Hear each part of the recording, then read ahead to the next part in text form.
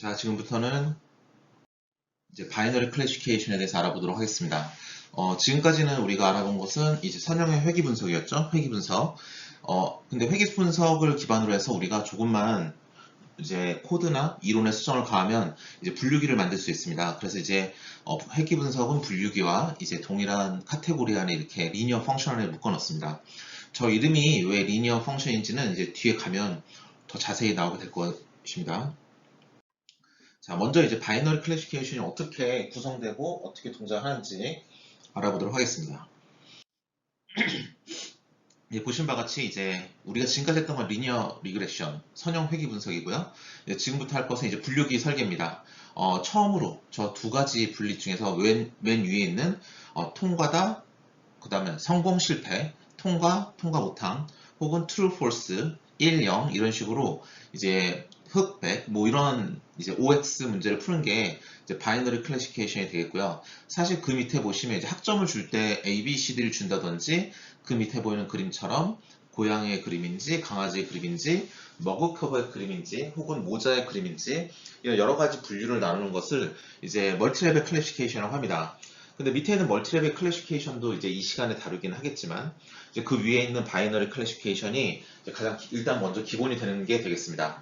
사실 방금 말씀드린 것처럼 리니어 리그레션에서 조금만 코드를 수정하면 이제 바이너리 클래시피케이션이 되고요. 거기서 조금만 더 수정을 하면 이제 멀티레벨 클래시피케이션이 되기 때문에 이 세 개를 하나의 카테고리로 묶고 또 이 세 개가 슈퍼바이즈 러닝의 가장 기본이 되는 부분이 되겠습니다. 그럼 우리는 그 위에 있는 이제 바이너리 클래시피케이션부터 하나씩 보도록 하겠습니다. 사실 실질적으로 바이너리 클래시피케이션은 이제 현실 세계에 굉장히 많이 쓰이는 문제입니다. 예를 들어 볼까요? 예를 들어 보면 이제 우리가 이메일 박스를 쓴다고 할 때 매일 아침에 많은 이메일이 오는데 예를 들어서 어떤 특정한 뭐 예를 들어서 뭐 은행이나 난 은행에서 오는 메일은 일반적으로 보지 않는다. 나는 은행에서 오는 메일을 보기보다는 실제로 은행 사이트에 가서 뭐 데이터를 참고한다라고 한다면 그러면 여러분께서는 그러면 그 은행에서 오는 메일들을 아마도 읽지 않고 바로바로 클릭해서 삭제할 겁니다. 이메일이 올 때. 그러면 여러분의 이메일 박스가 굉장히 인텔리전스하다면 어떻게 동작을 하냐 하면 이메일이 하나씩 내 박스로 들어올 때마다 그것들의 제목과 이제 문서를 보고 문서 내용을 파싱을 해서 그것을 키워드를 추출한 다음에 그것들을 벡터로 만들어서 그것들이 과연 이게 은행에서 오는 메일인지 아닌지에 대한 바이너리 클래시피케이션, 즉 OX 문제를 풀어야 됩니다. 그래서 만약에 이게 은행에서 온 메일이라고 판단이 된다면 그러면 어떻게 해야 되죠? 그 메일을 스팸함으로 바로 보낼 수 있겠죠. 왜냐하면 이 유저가 원하지 않는 이메일이니까. 만약에 이게 은행에서 오지 않은 메일을 한다면 그 스팸으로 보내지 말고 그냥 인박스, 즉 받은 편지함에 그대로 두면 되겠습니다. 즉 스팸 디텍션이라는 게 어떤 이메일이 왔을 때 내가 그동안 읽지 않고 삭제시켰던 그러한 히스토리를 가지고 일종의 분류를 하고 그 분류 결과를 통해서 새로운 이메일을 받았을 때 OX 문제를 꾸준히 푸는 것. 그게 바로 스팸 디텍션이 되겠고요. 이제 페이스북 피드도 주요한 하나의 예제가 되겠습니다. 페이스북 같은 경우도 우리가 많은 여러분들도 페이스북 계정이 있으시다면 아시겠지만 많은 친구들이 있는데요. 그런 친구들을 통해서 이제 어떠한 이제 그런 피드를 보게 됩니다. 친구들이 쓴 글이 우리 눈에 보이겠죠. 근데 여러분이 라이크를 누르는 패턴이 있을 겁니다. 여러분이 주로 좋아하는 개인적인 성향에 의해서 이런 거는 좋다, 이런 거는 좋지 않다라고 느끼는 패턴이 있을 텐데 그 패턴을 보고 있다가 그걸 학습했으면 페이스북에서는 만약에 친구들이 썼던 글을 할지라도 OX 문제를 풀 수 있겠죠. 즉 이런 스타일의 글은 이 계정의 실소유자인 김중원이라는 사람이 좋아하는 글이다. 혹은 그렇지 않은 글이다. 이러한 OX 문제를 풀 수 있습니다. 그 OX 문제를 풀어서 이거는 지금 이 글은 김중원이 좋아하는 글이 아닌데면 굳이 보여주지 않고 만약에 어떤 친구가 쓴 글인데 이런 글은 김중원이라는 사람이 되게 좋아할 만한 글이다라고 한다면 보여주겠죠. 이런 식으로 새로운 글이 올라올 때마다 여러분은 그걸 OX 문제로 판단해서 이게 페이스북 피드로 보여줄지 말지를 정하게 되는 것입니다. 그 다음으로 이제 크레딧 카드 문제가 있겠는데요. 이제 크레딧 카드 같은 경우는 여러분이 이제 어디선가 이제 카드를 쓸 때 우리나라는 이제 실소유자를 확인을 매번 하진 않지만 외국에서는 그런 데도 있죠. 즉 뭐냐면 제가 어떤 카드를 썼을 때 만약에 이게 김중원이 그동안 썼던 카드 사용의 패턴과 크게 차이가 난다면 그러면 이거는 김중원이 쓴 게 아닌 것 같은데 라고 하면서 어떠한 트랜잭션, 즉 거래가 발생했을 때 이제 카드사에서는 이거 김중원이 그동안 쓰던 패턴이 아니다. 따라서 이거는 혹시 도난당한 게 아닐까? 라고 카드를 자동으로 막아버리는 그런 도난 방지 시스템도 이제 우리가 바이너리 클래시피케이션, 즉 이진 분류기를 할 수 있습니다. 즉 누군가 크레딧 카드를 썼을 때 김중환인지 아닌지 실사용자인지 아닌지를 판단해서 분류를 한 후에 실사용자의 사용이면 승인, 그렇지 않으면 거절, 이렇게 하는 게 바로 이제 크레딧 카드의 트랜잭션에 그런 다른 사람이 쓰는지 아닌지에 대한 디텍션 시스템이 되겠습니다. 마지막은 이제 우리가 보고 있는 이제 의료 시스템에서 방사선과에서 하는 CT나 MRI 이미지를 찍었을 때 그 이미지의 상에서 우리가 찾고자 하는 특정한 이상세포가 존재하는지 존재하지 않은지에 대한 그런 것에 대한 분류기를 설계한다면 그거 역시 우리가 이진 분류기의 카테고리에 들어간다 라고 말씀드릴 수 있겠죠. 그래서 이러한 OX 문제를 푸는 게 다 이진 분류기입니다. 실제로 진짜 우리 생활에 많이 있는 문제들이고 우리가 나중에 인공신경망에 대해서 이론에 대해서 할 때에도 이런 이진 분류기 기반으로 많은 예제를 얘기할 것입니다. 보시면 알겠지만 스팸 디텍션, 즉 스팸이냐 아니냐, 페이스북의 현재 피드가 유효하냐 그렇지 않느냐, 크레딧 카드의 현재 트랜잭션이 과연 실사용자이냐 아니냐, 그 다음에 내가 지금 가지고 있는 이미지에 우리가 찾고자 하는 이상세포가 존재하느냐 그렇지 않느냐가 모두 다 바이너리 클래시피케이션의 범주 안에 들어옵니다. 그럼 이거 어떻게 하는 걸까요? 예를 들어서 이렇게 한번 어떻게 하는지에 대해서 얘기를 한번 해보겠습니다. 우리가 지금까지 한 게 리니어 리그레션, 선형 회귀 분석입니다. 거기에서 몇 줄만 수정을 하면 우리가 바이너리 클래시피케이션이 된다고 했으니까 거기에 근거해서 생각해 보자면 제가 시험 볼 때 학생들한테 그랬어요. 우리 리니어 리그레션 할 때 제일 먼저 예를 들었던 게 학생의 시험 점수였죠. 1시간 공부하면 10점, 2시간 공부하면 15점, 3시간 공부하면 40점이다. 그러면 4시간 공부한 학생 몇 점 맞았을까요? 뭐 이런 게 우리가 했던 리니어 리그레션인데, 그럼 시험 점수로 다시 한번 예를 한번 들어보겠습니다. 만약에 어떤 학생이 있는데 학생들이 있는 어떤 클래스가 있는데 거기서 제가 자 우리는 50점이 넘으면 다 A 플러스를 받고 50점을 못 넘으면 다 F를 받는다 라고 말을 했다고 가정하겠습니다. 그럼 그 상황에서 어떤 사람은 50점을 넘고 어떤 사람은 50점 못 넘는데 일단 데이터를 모아야겠죠? 그래서 어떤 사람이 이렇게 했다고 합시다. 학생들을 봤더니 1시간 공부하는 학생이 10점 맞았어요. 2시간 공부하는 애들이 20점 맞았어요. 3시간 공부하는 애들은 30점 맞았습니다. 자, 패턴이 보이시죠? 1시간 공부하면 10점, 2시간 공부하면 10점, 20점, 3시간 공부하면 30점입니다. 근데 전 분명히 50점 이상이어야지 A 플러스라고 했으니까 얘네들은 다 F예요. 그런데 4시간 공부하는 애들은 A 플러스를 받았을까요? F를 받았을까요? 자, 분명 공부한 시간에서 10배만큼 점수를 가져갔습니다. 그러면 4시간 공부하는 애는 10배만큼 40점을 가져갔을 것이고 40점은 50이라는 기준에 미달되니까 이 학생 역시 F를 받았을 것이다 라는 생각이 들 것입니다. 즉 뭐냐 하면 우리가 바이너리 클래시피케이션 하는 방법은 일단 이 다음 장에서 보시다시피 리니어 리그레션 한번 수행을 합니다. 해요.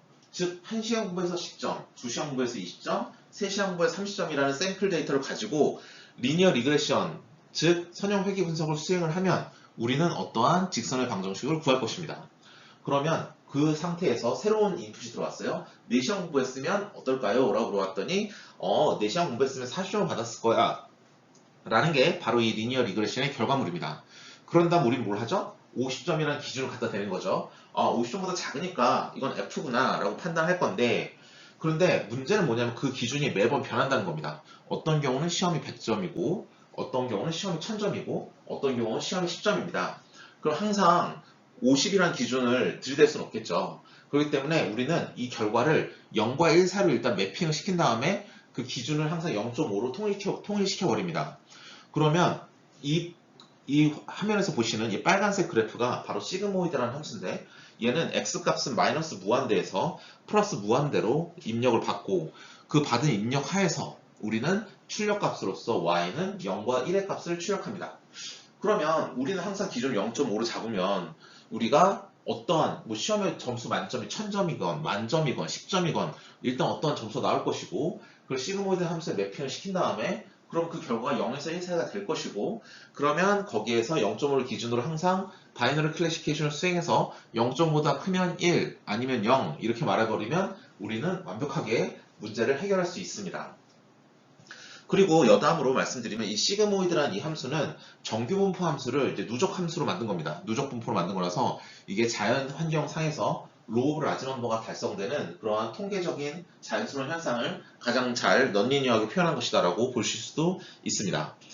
따라서 이렇게 하면 이제 모든 문제가 다 해결된 것 같은데 사실 맞습니다. 그래서 여러분이 뒤에 가서 텐서플로우 코드에 보시면 알겠지만 우리의 모델은 리니어 리그레션을 한 것에다가 시그모이드 함수만 갖다 씌운 거예요. 즉 우리는 이 모델을 그대로 사용할 겁니다. 그럼 시그모이드라는 함수는 우리가 직접 구현을 해야 되느냐? 보시면 저 빨간색 그래프의 그 레전드 저 이름표에 보시면 보이시겠지만 1 플러스 익스포넨셜의 마이너스 t승 분의 1이 바로 우리의 시그모이드 함수인데 이 함수가 뭐 그렇게 구현하기 뭐 구현할 수는 있지만 뭐 볼 때 그렇게 직관적으로 확 와닿지 않기 때문에 텐서플로우에서는 역시 이 시그모이드라는 함수를 제공합니다. tf.시그모이드라는 형식으로 일단 시그모이드라는 함수를 제공하니까 우리가 리니어 리그레션으로 만든 모델에다가 저 함수를 씌우기만 하면 되는 겁니다. 왜 간단하게 함수도 구현할 수 있어요. 그럼 모델은 다 만들었네요. 그쵸?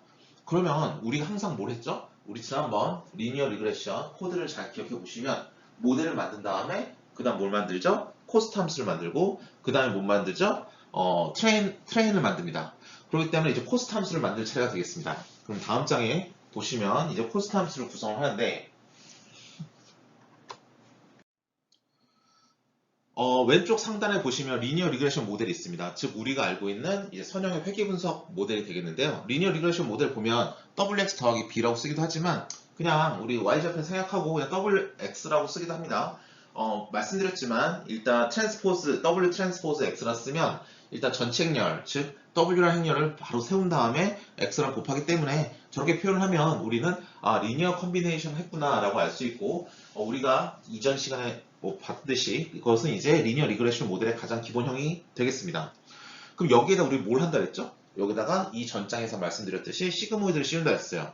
그래서 그 밑에 있는 로지스틱 혹은 시그모이드 함수라는 것을 씌우게 되겠고요. 그래서 우리는 모델을 다음과 같이 오른쪽처럼 구성하게 됩니다. 즉 왼쪽에 보시면 왼쪽 하단에 보시면 시그모이드 함수의 변수 부분이 z인데 z 대신에 저 w 트랜스포즈 x가 들어가니까 오른쪽에서 보시는 것처럼 w 트랜스포즈 x가 들어가게 되는 것이죠. 그래서 여기서 여담 또 말씀드리면 우리가 리니어 리그레션 한 다음에 로지스틱 함수를 씌우잖아요. 혹은 시그모이드 함수. 그렇기 때문에 이걸 통계학과에서는 로지스틱 회귀 분석이라는 이름을 배웁니다. 그러면서 이름은 회귀 분석이지만 이 목적은 분류 회귀를 만드는 것이다 라고 배운 것으로 저는 알고 있습니다. 자, 그러면 여기서 이렇게 모델을 만들기 위해서 이게 바로 우리가 만든 모델인데 이 모델 그대로 또 갖다 쓰긴 할 건데 우리 코스트 함수 이전에 리니어 리그레션에서 어떻게 만들었죠? 이 모델에다가 실제 값 y를 빼고 전체를 제곱을 해서 부호를 띄워준 후에 그 다음에 그 값을 평균을 내는 형식으로 우리는 코스트 함수를 만들었습니다. 그러면 이것도 마찬가지로 여기서 대문자 y를 빼고 그 다음 전체 제곱을 해서 부호를 띄워주고 그리고 그것을 평균을 내면 그게 바로 코스트 함수가 되겠습니다.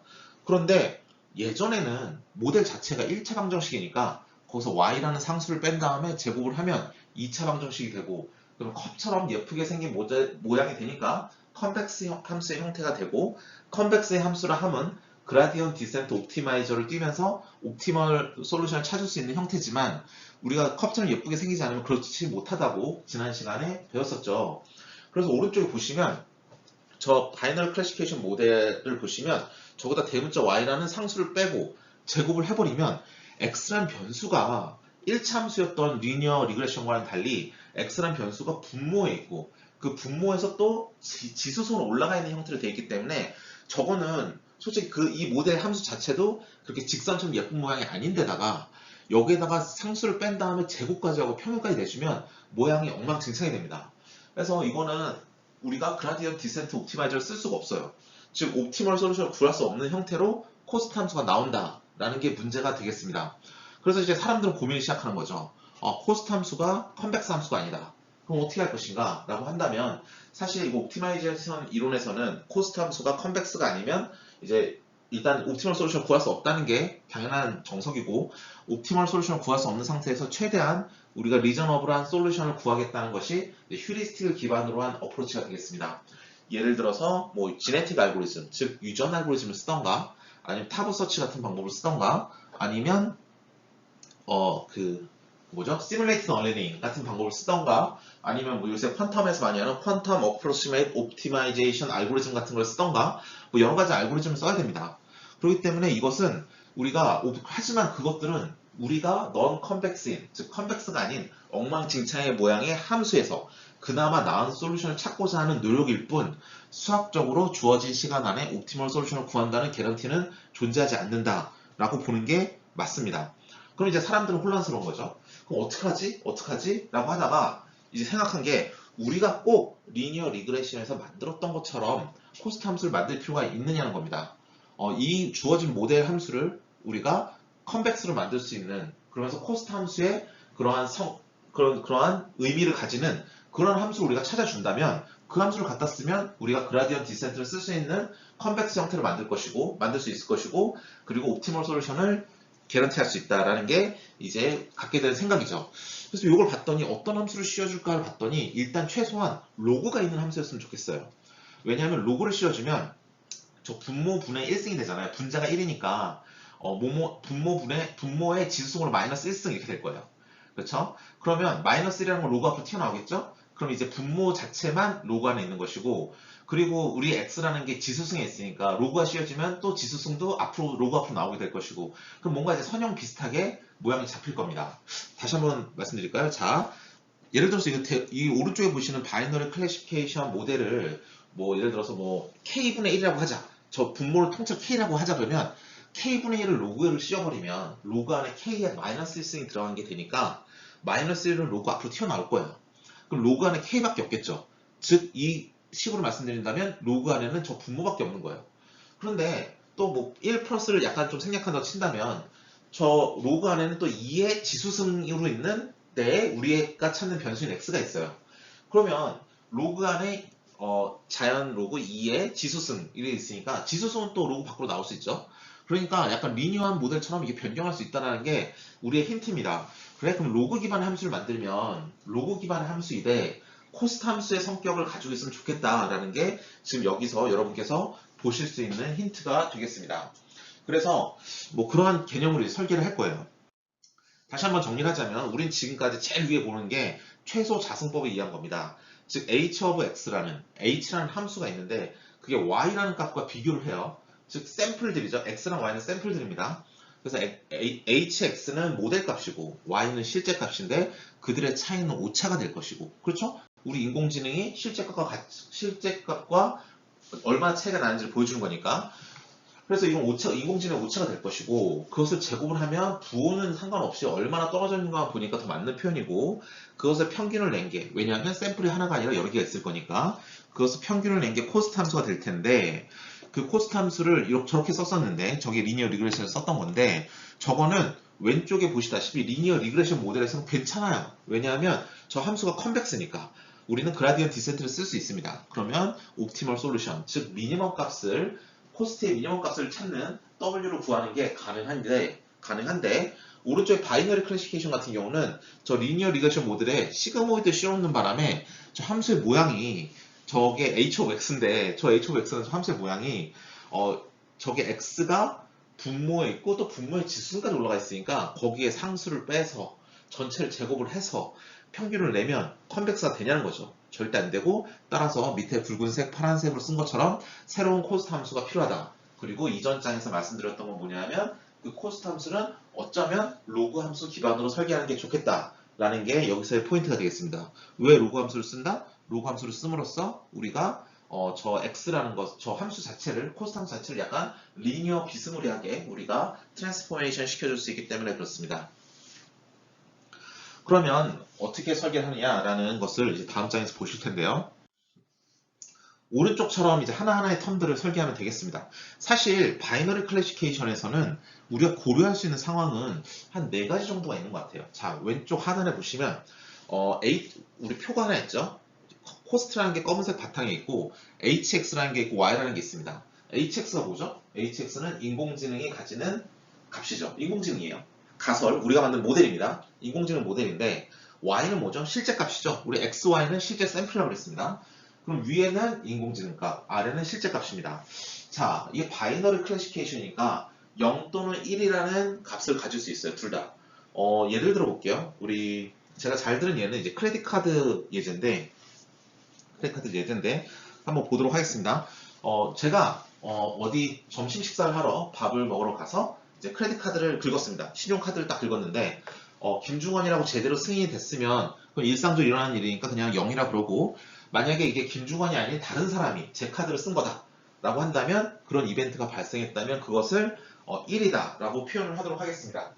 그러면 첫 번째 세로의 경우는 뭐죠? h of x, hx도 0이고 y도 0이네요. 저건 뭘 의미하죠? y는 0이다. 즉 실제로 김중원이 썼어요. 제 카드를. 그 다음 h of x도 0이다. 이건 뭘 의미하죠? 실제로 김중원이 썼고 그 다음에 우리의 인공지능도 김중원이 제대로 썼다고 판단한 거예요. 그러면 저건 제대로 잘 맞았죠. 인공지능이 실제 값을 그대로 계산해냈습니다. 그래서 저거는 맞는 경우예요.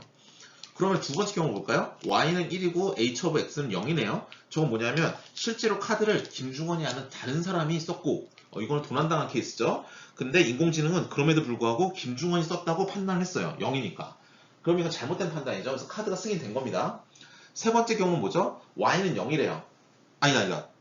잘못 말씀드렸네요. 두 번째 경우 y가 1이래요. y가 1은 뭐죠? 사건이 발생해서 도둑이 썼어. 근데 맞네? 그쵸. y는 1이고 모델은 0이라는 건 뭐냐면 도둑이 썼고 그 다음에 김중원이라고 판단을 해서 승인을 해준 경우죠. 세 번째 경우는 뭐죠? y는 0이래요. 뭐죠? 김중원이 쓴 건데 인공지능은 1이래요. 그 말은 뭐죠? 김중원이 아닌 줄 알고 카드를 막아버린 경우예요.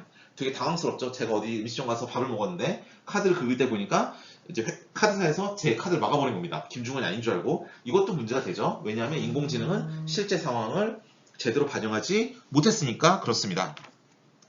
마지막 케이스는 뭐죠? 마지막 케이스는 뭐냐면 실제로 김중원이 아닌 다른 사람이 김중원의 카드를 썼어요. 이거 당연히 문제가 되죠. 실제로 김중원이 아닌 사람이 김중원의 카드를 썼고 인공지능도 1이래요. 그 말은 뭐죠? 저거는 김중원이 쓴 게 아니구나 하고 카드를 막아버린 거예요. 이건 잘했죠. 원래 일어나고 있는 겁니다. 인공지능은. 그쵸? 이거 김중원이 아닌 사람이 카드 썼고 인공지능도 제대로 판단해서 야 김중원이 아니구나 라고 알아서 이제 카드를 막은 경우가 되겠습니다. 자, 이제 네 가지 경우 외에는 다른 경우가 있나요? 우리 바이너리 클래시피케이션은 0 아니면 1만 판단하기 때문에 이 네 가지 빼고는 다른 조합이 있을 수가 없죠. 자, 그럼 이 네 가지의 카테고리에 대해서 한번 알아보도록 하겠습니다. y는 0이고 h가 0인 첫 번째 경우를 볼게요. 그러면 저 오른쪽 상단에 있는 식에서 저희 코스트 값인데 로그 기반으로 우리가 원하는 대로 식을 만들었습니다. 이 식에 잘 맞는지 한번 볼 건데 첫 번째 케이스 y는 0이고 h는 0이다 라고 했으니까 y는 0이라고 했으니 오른쪽에 밑에 게 되겠네요. 그러면 y는 0이니까 마이너스 로그에 가로 열고 1 빼기 h가 되는데 h가 0이죠. 1 빼기 0이 되고 로그 안에 로그 1이 됩니다. 그럼 밑에 그래프에서 보신 것처럼 로그 1은 0이에요. 0에다 마이너스를 붙여도 0이에요. 따라서 첫 번째 케이스는 코스트 값은 0이 되겠습니다. 사실 코스트 값 0이 된다는 건 뭐죠? 코스트가 없다. 즉 정확하다는 소리예요. 실제 상황 0을 우리의 AI 모델은 0이라고 제대로 알아맞혔으니까 이것은 맞는 게 되겠습니다.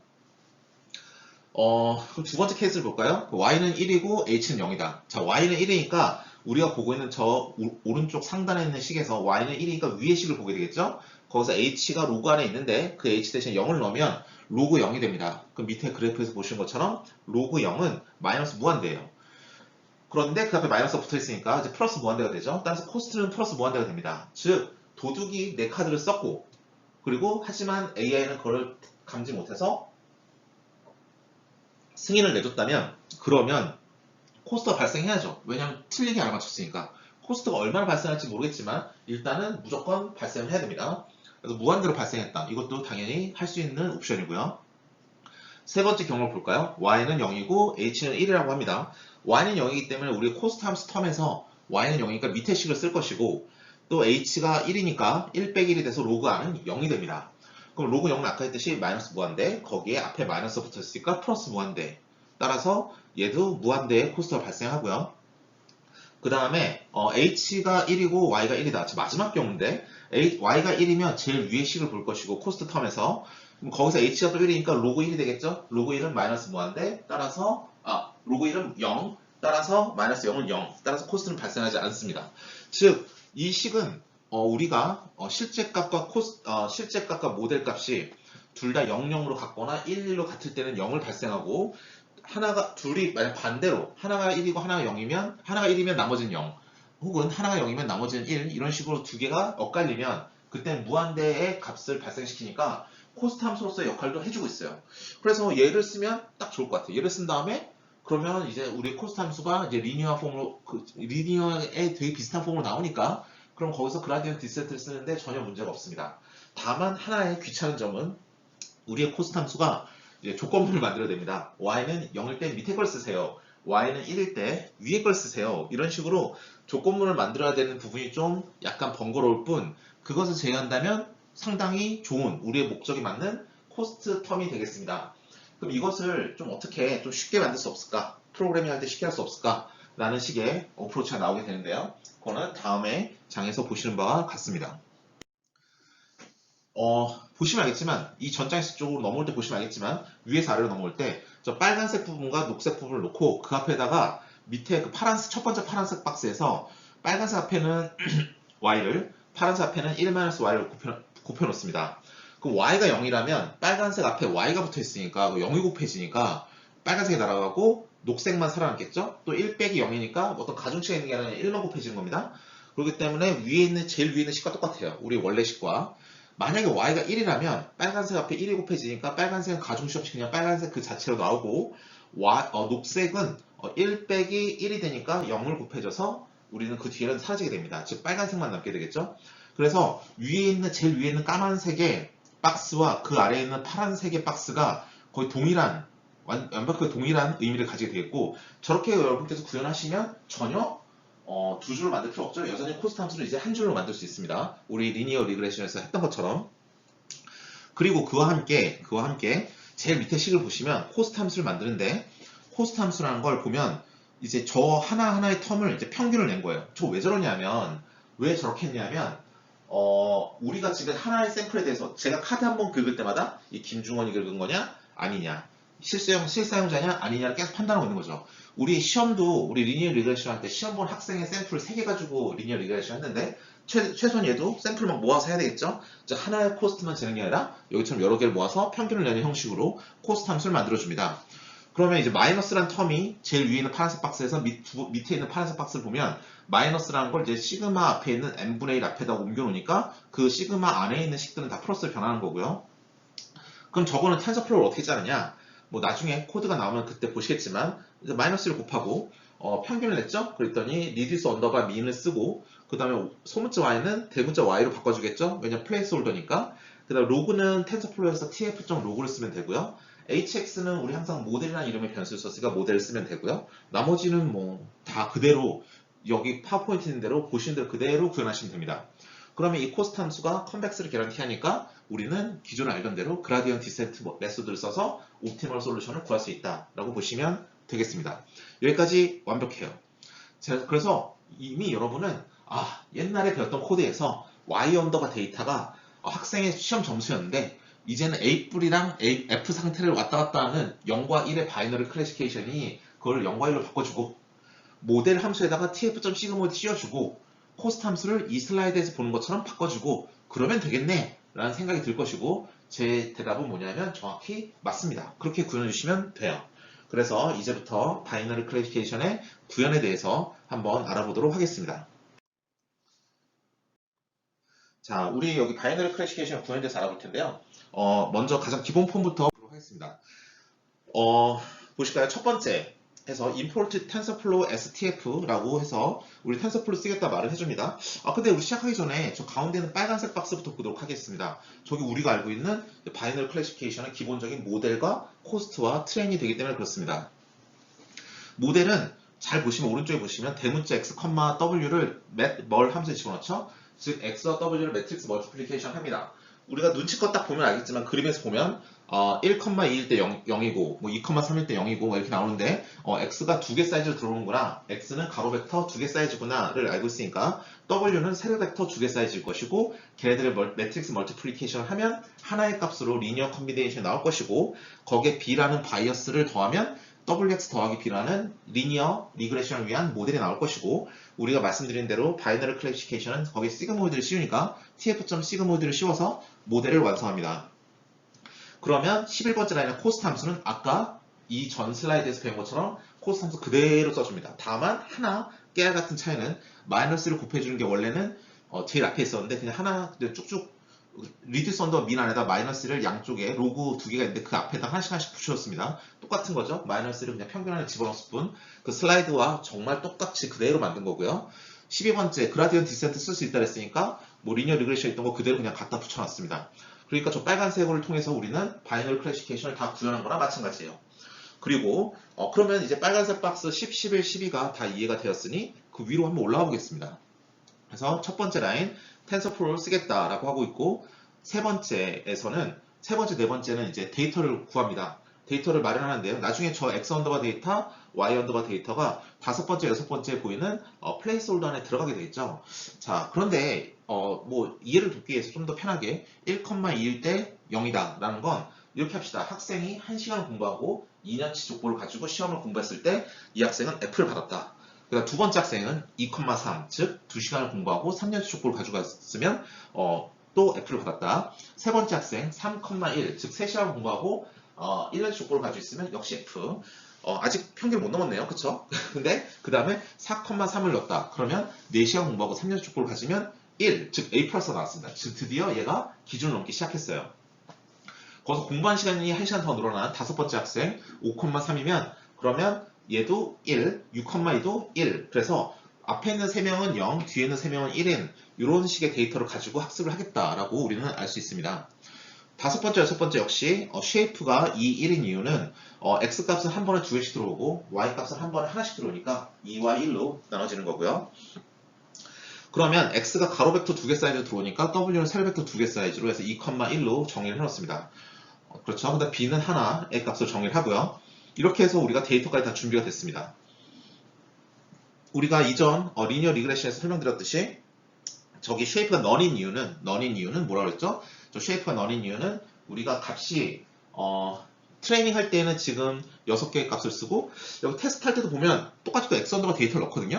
그러니까 제가 볼 때 여기 이 코드는 다섯 번째 라인, 여섯 번째 라인에 넌을 쓸 필요가 없어요. 왜냐하면 21번째 라인에서 보시다시피 트레이닝 할 때에는 또 x 언더바 데이터를 대문자 x에 넣고 y 언더바 데이터를 대문자 y에 넣고 또 24번째 라인에서 보시다시피 테스트 할 때에도 x 언더바 데이터를 대문자 x 넣고 y 언더바 데이터를 대문자 y에 넣기 때문에 어차피 트레이닝 할 때나 테스트 할 때나 두 번 다 우리가 넣어야 될 사이즈는 6개씩 넣는 거예요. 6명의 데이터를 우리가 학습을 하니까 세 번째, 네 번째 라인에 의해서.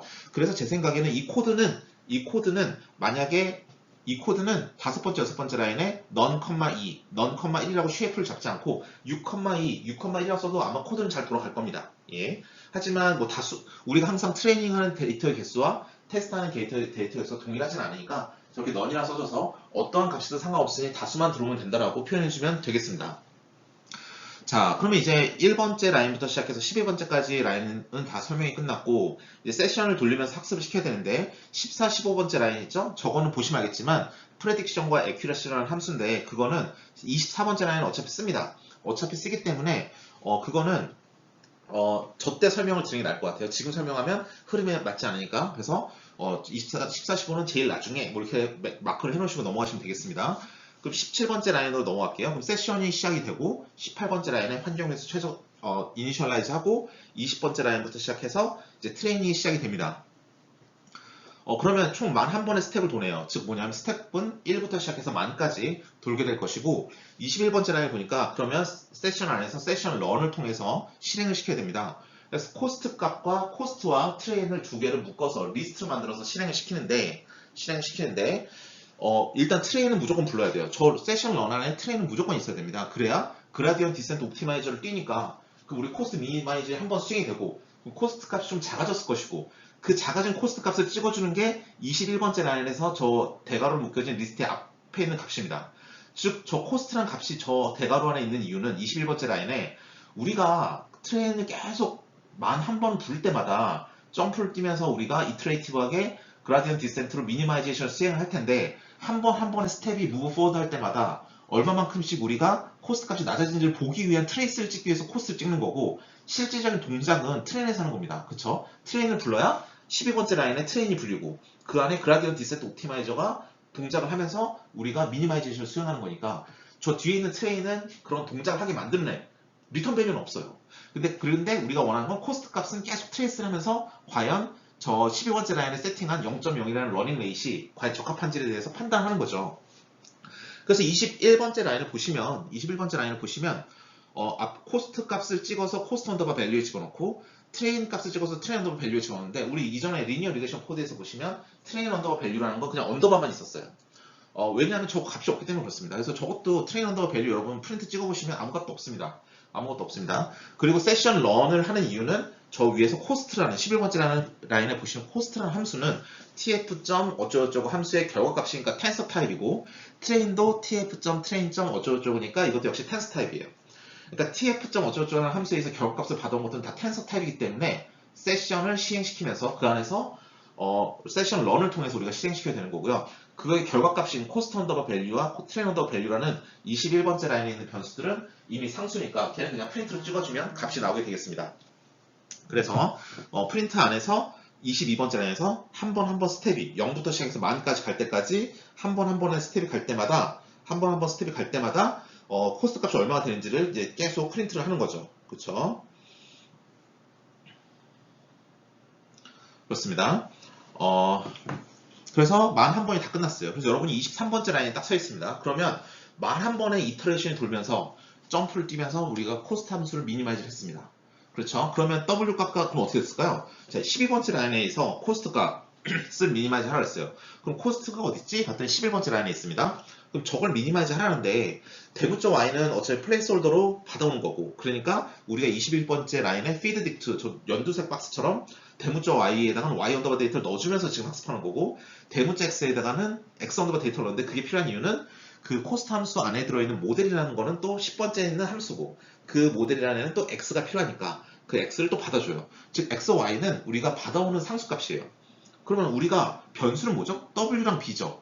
그러니까 코스트가 미니마이즈 되려면 w랑 b라는 변수값만 왜냐면 7번, 8번을 변수로 정의했고 그게 10번에 쓰고 있으니까 변수값만 계속 변화를 시키는 거예요.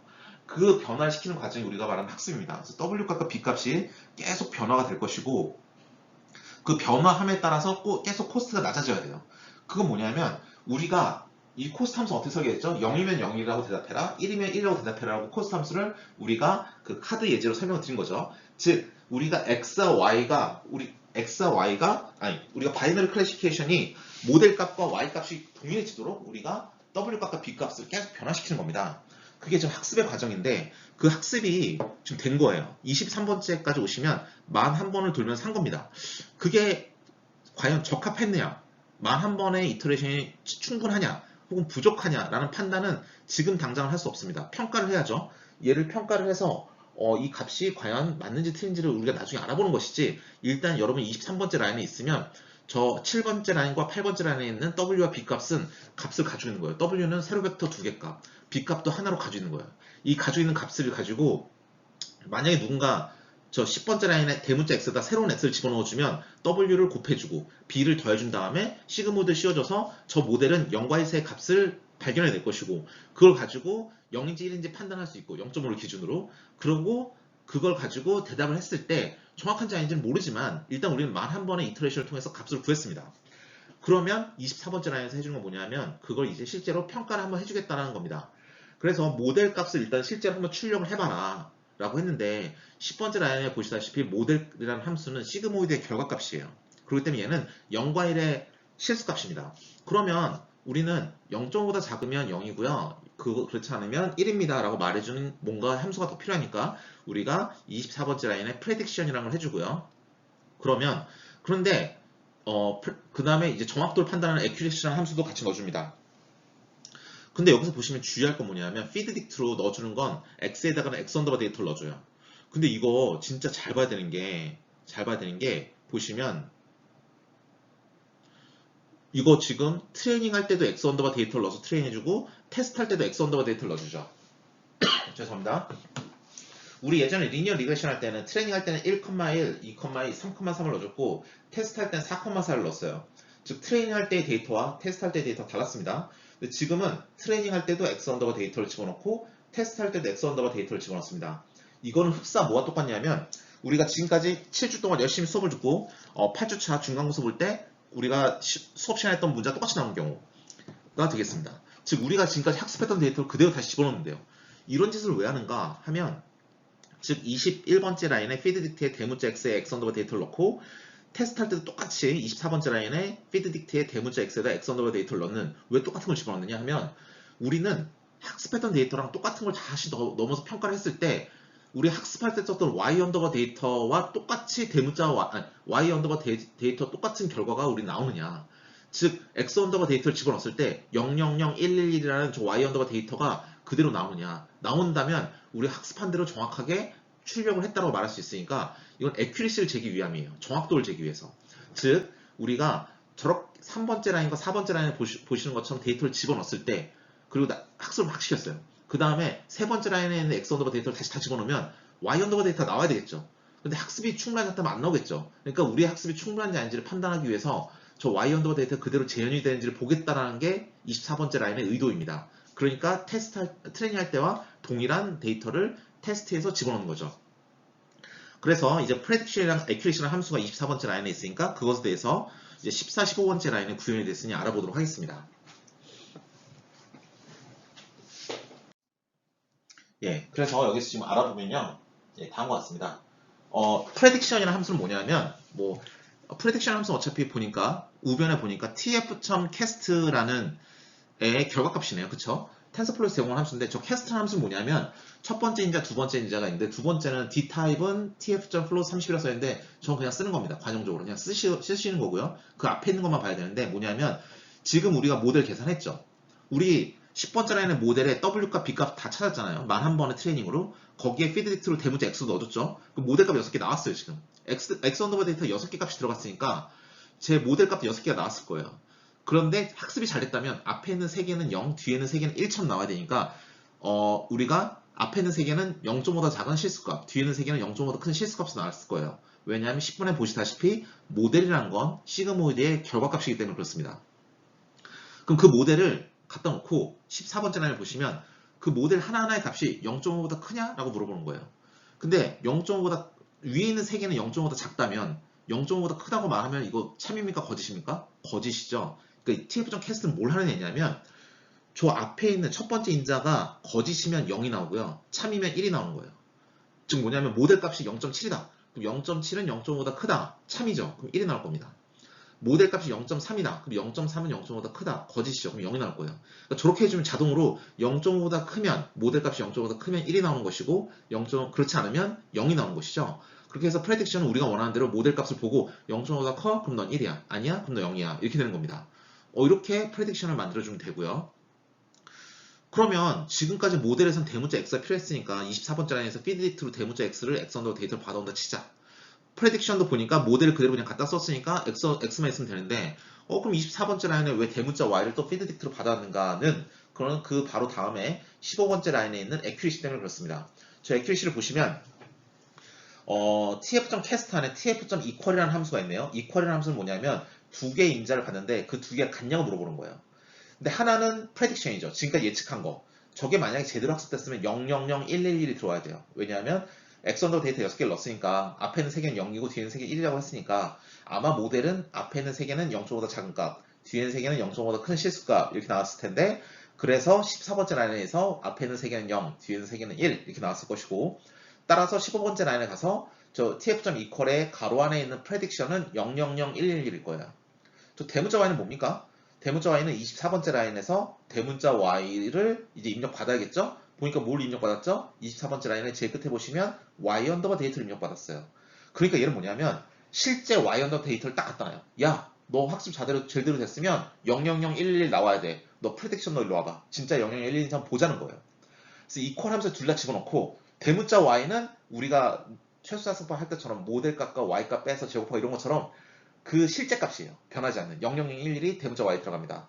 prediction은 우리가 AI에서 도출한 모델을 갖다 놓고 14번째 라인에서 그 값이 0.5보다 크면 1 아니면 0으로 매핑해 놓은 건데 그게 똑같이 000111이면 이게 애플 투 애플로 비교합니다. 즉 뭐냐면 첫 번째는 첫 번째끼리 00, 두 번째 00, 세 번째 00, 네 번째 11, 다섯 번째 11, 여섯 번째 11 하나씩 6개를 다 비교한 다음에 다 같은지를 물어보는 게 저 15번째 라인에는 tf.equal이라는 함수예요. 다 같으면 다 true죠. 지금 6개가 다 같잖아요. 모두 다 true예요. 근데 true가 다 어디 들어갑니까? 근데 equal이라는 함수는 같으면 true, 다르면 false입니다. true가 6개가 나왔어요. 그러면 그걸 어디 집어넣어요? tf.cast에 또 집어넣어요. 그러니까 true가 6개 들어가니까 얘는 true면 1, 거짓이면 0이니까 1이 6개 나오겠죠. 그게 뭐 있습니까? 그 앞에 tf.reduce 언더바 mean이 있죠. 자, 1, 6개 평균 내면 얼마? 1. 따라서 accuracy는 1. 1은 100%. 따라서 성능이 100%다. 이렇게 나오는 겁니다. 만약에 학습이 좀 덜 돼서 이터레이션이 충분히 돌지 못해서 우리의 결과값이 그렇게 좋지 않다고 합시다. 그러면 어떻게 될까요? 저기에 모델 값이 예를 들어 다 1이라고 합시다.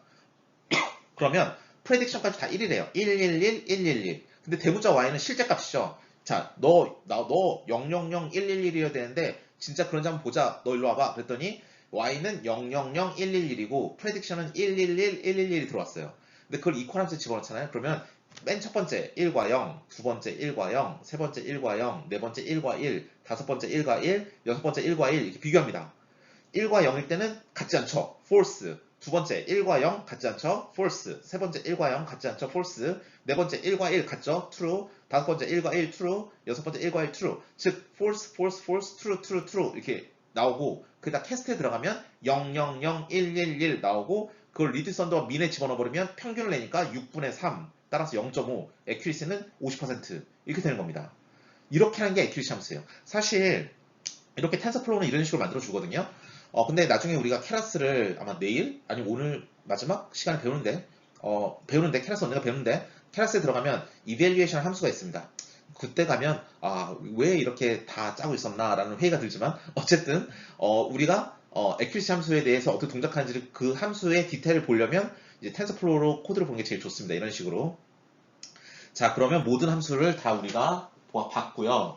결과를 보시면 오른쪽에 제가 우분투에서 실행시킨 결과 뽑아봤는데 이제 이터레이션이 20번째 라인에서 1001번 돌았잖아요. 그 0부터 시작해서 만까지 돌겠죠. 만까지 돌았고 코스트 함수를 쭉 보니까 뭐 9985부터 제가 잘라서 오른쪽에 붙여놨는데 0.149까지는 다 똑같고 33, 32, 31, 30, 29 쭉 잘 가라앉고 있네요. 그쵸? 뭐 러닝 레이트도 적당한 것 같습니다. 12번째 라인에 러닝 레이트 0.01로 했는데 적당한 것 같고요. 뭐 1000번이 적당한지 아닌지는 모릅니다. 코스트 값만 보고서는 한번 해봐야지 알죠? 그 다음에 트레이닝이 다 끝난 것 같고 1000번이 다 돌았으니까 22번째 라인에 프린트에서 저렇게 쭉 나온 거겠죠? 그 다음에 24번째 라인에 의해서 우리는 모델 프레딕션 액큐리시를 계산을 했고 그거를 각각 24번째 라인에서 왼쪽에 보시다시피 HCA라는 변수에 집어넣고 25번째 라인에서 이제 모델이라고 한번 쓴 다음에 H를 출력해 주니까 모델 값이 출력이 되는데 우리는 알고 있죠? 저것들은 모델은 10번째 라인에서 시그모이드의 결과값이니 0과 1 사이 값일 거고 아마도 0.5보다 작으면 0이고 0.5보다 크면 1인가 보다도 알고 있는데 얼추 위에 있는 3개 보니까 0.5보다 작고 밑에 있는 3개는 0.5보다 크니까 괜찮네요. 그쵸? 그 다음에 한 줄 뗀 다음에 correct라는 걸 또 프린트 해주고 25번째 라인에서 그 다음에 C를 출력하네요. C 값은 뭐냐면 prediction을 받아오는 변수인데 prediction은 뭐였죠? 값이 0.5보다 작으면 0으로 매핑하고 0.5보다 크면 1로 매핑하고 했으니까 000111이 나왔고요. 그 다음 accuracy를 재면 y 언더바 데이터가 4번째 라인에서 00111이고 우리의 추론 결과가 똑같으니 accuracy 당연히 15번째 라인에 의해서 1.0 100% 나오겠죠? 예, 이렇게 하는 게 바로 바이너리 클래시피케이션이 되겠습니다. 어때요? 쉽죠? 예, 쉽습니다. 예, 어렵지 않습니다. 예. 자, 근데 이제 하나의 예제를 더 해볼 거예요. 예. 저 밑에 구현해 보면 이제 케라스라고 밑에 써있긴 한데 크게 신경 쓰지 마십시오. 왜냐면 케라스는 묶어서 나중에 한 번 할 겁니다. 그러니까 저는 똑같은 코드를 우리 지금 배운 똑같은 코드를 케라스만 모아서 한 번 더 할 거예요. 그러니까 걱정하지 마시고 그때 보면 되겠습니다. 근데 이제 CSV 파일을 사용하는 거예요. 얘는 뭐냐면 이제 실제 데이터를 한번 써보자는 거예요. 우리 딥러닝 한다고 하고 있는데 맨날 뭐 가라는 아니죠. 예, 뭐 연습 데이터만 우리가 손으로 타이핑해서 쓰고 하니까 그런 거 하지 말고 있는 데이터 한번 가져오자는 겁니다. 제가 이 데이터를 어디서 가져왔냐면 그 UC 얼바인이라는 대학에 가면 머신러닝 레포지토리라고 있습니다. 그래서 구글에 가셔서 UC 얼바인 머신러닝 레포지터리 들어가면 머신러닝 공부할 때 쓰는 여러 가지 예제 파일들이 있습니다. 그 중에서 다이아베티스, 즉 당뇨병 환자 데이터를 제가 가져와서 한번 이 예제 한번 집어넣어 봤습니다. 보시면 알겠지만 얘 세로로 1, 2, 3, 4, 5, 6, 7, 8 쭉 있잖아요. 그 세로로 이 엑셀처럼 생긴 이제 CSV 파일인데 얘는 세로로 저건 뭐냐 환자를 의미해요. 자, 1번 환자가 있는데 자, 가로로 A, B, C, D, E, F, G, H가 있는데 저거는 8개, 저 A부터 H까지의 8개 시약으로 혈액 검사를 한 거예요. 혈액 검사를 한 결과입니다. 결과인데 1번 환자처럼 저렇게 패턴이 나타나면 저 I번째 인덱스는 0이죠. 저 사람은 당뇨병 환자가 아니다 이 소리입니다. 그래서 저 뒤에만 파란색 박스를 쳐놨어요. 자, 2번 환자는 뭡니까? 뭐 A번째 뭐 2번 환자의 혈액을 가지고 A번째 테스트, A의 테스트를 했더니 마이너스 0.88이다. 뭐 B의 테스트 했더니 마이너스 0.14다. 이렇게 나오는 건데 저게 쭉 8개 테스트 하면 얘는 뭐죠? 당뇨병 환자이다 라고 해서 I가 1이라는 값이 나왔어요. 세 번째 환자는 저렇게 쭉 8개 결과가 나왔는데 I 값은 0, 즉 당뇨병 환자 아니다. 이런 데이터를 모아놓은 겁니다. 이게 어디에 이 데이터를 만약에 다운받고 싶다 그럼 어디 가느냐 하면 여러분 이 슬라이드의 제일 왼쪽 하단에 보시면 제 홈페이지가 있거든요. 이 홈페이지에 들어가시면 첫 페이지에 밑에 여러 가지 링크가 있는데 그중에 GitHub 링크가 있습니다. GitHub 링크로 들어가시면 Tutorial Deep Learning Basics라는 레포지토리가 있는데 글로 들어가시면 뭐 코드라는 코드를 모아놓은 폴더가 있어요. 그 폴더 안에 들어가시면 데이터 다이어베티스라는 이 파일이 있습니다. 이거 다운받으시면 돼요. 이거 다운받으셔서 보시면 세로로 환자가 한 750명 정도 있고 이제 가로로는 이제 테스트 8개 그다음 제일 마지막 인덱스는 I에 대한 인덱스는 거기에 대한 결과물이 되겠습니다. 그러면 여러분 이거 어떻게 하면 되죠? 이거 파일을 갖다가 이걸로 학습시키면 뭔가 그럴싸하게 실제 데이터를 써서 학습하는 느낌이 나니까 훨씬 좋겠죠. 그래서 이제 그걸 해보려는 겁니다. 네. 그래서 근데 이거 X 언더바 데이터, Y 언더바 데이터를 만들면 X 언더바 데이터의 개수가 750명이니까 750개가 되는데 하나하나에는 우리 시험 보는 환자는 시험 보는 환자래. 시험 보는 학생은 1시간 공부하고 2시간 족보를 가진다. 뭐 이런 식으로 얘기했잖아요. 얘는 그렇게 2개가 아니라 8개일 것 같아요. 왜냐하면 A부터 H까지 8개 시합을 한 거잖아요. 그러니까 하나하나의 그 엔트리마다 지금까지 2개의 값이 있었잖아요. 리니어 리그레션도 1, 1, 2, 2, 3, 3 이렇게 2개의 값씩 했었고 얘는 지금 8개 값이 들어가는 거예요. 8개가 한 뭉탱이씩 한 환자에 대해서 들어갑니다. 그러면 인공신경을 만들었을 때 대문자 X에다가는 8개의 값이 들어가고 대문자 Y에다가는 1 또는 0이니까 하나의 값이 필요할 것이고 그럼 이거 플레이스홀더로 8개씩 1번 환자에 대해서 8개 값, 2번 환자에 대해서 8개 값, 3번 환자에 대해서 8개 값 이런 식으로 학습이 데이터가 들어가니까 플레이스홀더로 대문자 X에다가는 8개씩 넣어야 되니까 8이라는 값을 쉐이프에 잡아넣겠구나라는 것도 눈치가 좀 빠르신 분들은 알 수가 있겠죠. 그렇게 되고 Y 언더바 데이터는 좀 750개인데 저 뒤에는 하나의 값만 쫙 따면 되겠네요. 그쵸? 그렇게 얘 CSV 파일이라는 얘네들 값을 일단 2차원 배열, 2차원 행렬로 2차원 배열이든 행렬이든 2차원 배열로 쭉 다 긁어온 다음에 얘를 750바이 8 정도로 X 언더바 데이터를 가져오고 Y 언더바 데이터는 여기 파란색 박스 친 것만 Y 언더바 데이터로 가져오면 우리가 바로 이전 코드에다 바로 그냥 쓸 수 있지 않을까라는 생각도 듭니다. 거기에 대한 코드의 설명을 이제 드리도록 하겠습니다. 예, 제가 이제 수정되는 부분만 이제 박스를 좀 쳐봤습니다. 자, 오른쪽 상단에 그림에서 보시다시피 우리는 대문자 X에다가 이제 8개씩 값을 넣어야 돼요. 그렇죠? 환자 한 명당 8개의 값이 들어가잖아요. 근데 대문자 Y에다가 하나의 값을 넣어야 돼요. 자, 그런데 그래서 그럼 CSV 파일에서 데이터를 읽어오는 모듈이 필요하죠. 그게 바로 두 번째 라인입니다. import numpy SMP라고 쓴 다음에 numpy를 쓰겠다는 거고 4번째 라인에 xy라는 저 변수가 그 CSV 파일에 있는 데이터를 그대로 읽어오는 변수예요. 거기에 numpy.load text라는 함수를 쓰면 거기에 처음에 소 따옴표 나오죠. 작은 따옴표 나오는데 경로 없이 그냥 파일 이름만 써있죠. 그건 뭐냐면 이 파이썬 코드랑 저 CSV 파일이랑 같은 폴더 안에 있는 겁니다. 근데 CSV 파일을 다른 폴더에 넣고 싶으면 저 앞에다 경로를 지정해 놓고 쓰시면 되는 거고요. 뒤에 있는 거 그대로 쭉 쓰시면 그 CSV 파일에 있는 데이터를 모두 다 읽어서 XY 집어넣을 수 있어요. 자, 5번째 라인 중요합니다. X 언더바 데이터를 만드는데 어떻게 만드냐면 저것처럼 만들어요. 저거 처음 보신 분들 잘 이해 안 될 수 있고 파이썬에 익숙하지 않으면 또 이해 안 될 수 있는데 자, 보시면 대괄호 열고 땡땡 한다고 컴마 치죠. XY 5번째 라인에 자, 한번 써보겠습니다. 요거 지금 XY에다 땡땡 치죠. 저건 뭐냐면 파이썬은 무조건 앞에 있는 건 세로예요. 그러니까 땡땡 치면 처음부터까지 다 가져오라는 소리거든요. 자, 0부터 시작해서 끝까지 다 가져오라는 소리예요. 그러니까 모든 환자에 대하여. 왜냐면 세로 처음부터 끝까지니까 우리 엑셀 파일에서 1, 2, 3, 4, 5, 6, 7, 8에서 750까지일 거 아닙니까? 그래서 모든 환자에 대하여라는 소리예요. 그 다음에 뒤에 있는 거 0 땡땡 마이너스 1. 이건 뭘 의미하냐면 0 땡땡 나오는 순간 맨 처음부터 시작해. 처음 게 0이니까. 처음부터 시작해서 어디까지? 자, 우리 파이썬에서 A 땡땡 B 이렇게 쓰면 A부터 시작해서 B 앞까지입니다. B는 포함 안 해요. 그럼 얘는 뭐죠? 0부터 시작해서 마이너스 1 앞까지죠. 근데 우리 C나 자바에서는 배열안에다 마이너스 1 넣으면 당장 세그멘트 폴트 납니다. 메모리 참조 에러 나는데 얘는 마이너스 1을 쓰면 어떻게 되냐면 파이썬은 마이너스 1 쓰면 순환 구조라 잘 구조가 제일 뒤로 가버려요. 얘는 무슨 의미냐면 0부터 시작해서 제일 처음부터 시작해서 마이너스 1 제일 끝에 있는 애 하나 앞까지. 왜냐면 A 땡땡 B는 A부터 시작해서 B 앞까지라 했으니까 쟤는 0부터 시작해서 마이너스 1 하나 앞까지 오는 겁니다. 그쵸? 그럼 우리가 예상한 대로 제일 뒤에 거 빼고 그 전께 8가지 딱 들어오는 거예요. 근데 어떤 사람이 이러겠죠? 아 그냥 저 0 땡땡 8 쓰면 되지 않겠습니까? 하는데 됩니다. 될 겁니다. 되는데 그럼 좀 모양새가 빠지잖아요. 그쵸? 여러분 저 CSV 파일 막 바꿔가면서 여러분 연구하시는 데나 회사에서도 쓰실 수 있는데 거기 그럼 막 그 숫자 막 바뀌겠죠? 막 바뀔 텐데 그거 그때마다 저거 코드 손으로 다 바꿔줄 겁니까? 저거 마이너스 1 쓰면 그냥 제일 뒤에서 하나까지로 바로 자동으로 되니까 좀 약간 멋있죠? 예, 그래서 저는 이렇게 쓰는 걸 더 선호합니다. 그 Y는 뭐냐? Y는 똑같습니다. 모든 환자에 대하여 얘는 뭐다? 제일 뒤에 있는 것만 가져와라 이 소리입니다. 제일 뒤에 있는 것만 가져와라. 그러니까 얘는 맨 뒤에는 01, 01 요것만 가져오는 거죠. 그러니까 이거 Y 언더바 데이터 맞죠? 이렇게 해서 CSV 데이터를 로딩해서 X 언더바 데이터, Y 언더바 데이터에 자동으로 쫙 할당해주면 이제 학습 시작하면 됩니다. 그런 다음에 이렇게 멋있게 8 이렇게 안 써도 되게 하드 코딩 안 하게 만들어줬으면 우리 끝까지 멋있게 가야죠. 그래서 대문자 X도 쉐이프 안에다 8 쓰지 말고 이렇게 써야 됩니다. 이건 뭘 의미하냐면 X 언더바 데이터 저렇게 만들어 놨어요. 5번째 라인에. 그럼 X, Y라는 행렬을 갖다 놓고 저 X 언더바 데이터가 뒤로 점 쉐이프를 하면 얘 행렬 사이즈가 나와요. 즉 750명이었다면 750,8 이렇게 나올 겁니다. 그럼 저 쉐이프 대괄호 0을 쓰면 그 앞에 있는 750이 나오고요. 대괄호 1을 쓰면 뒤에 있는 8이 나와요. 그러면 우리가 필요한 건 그 환자의 개수가 필요합니까? 우리 몇 명으로 학습시키는지는 별로 중요하지 않죠? 그냥 학습시키면 되는 거죠.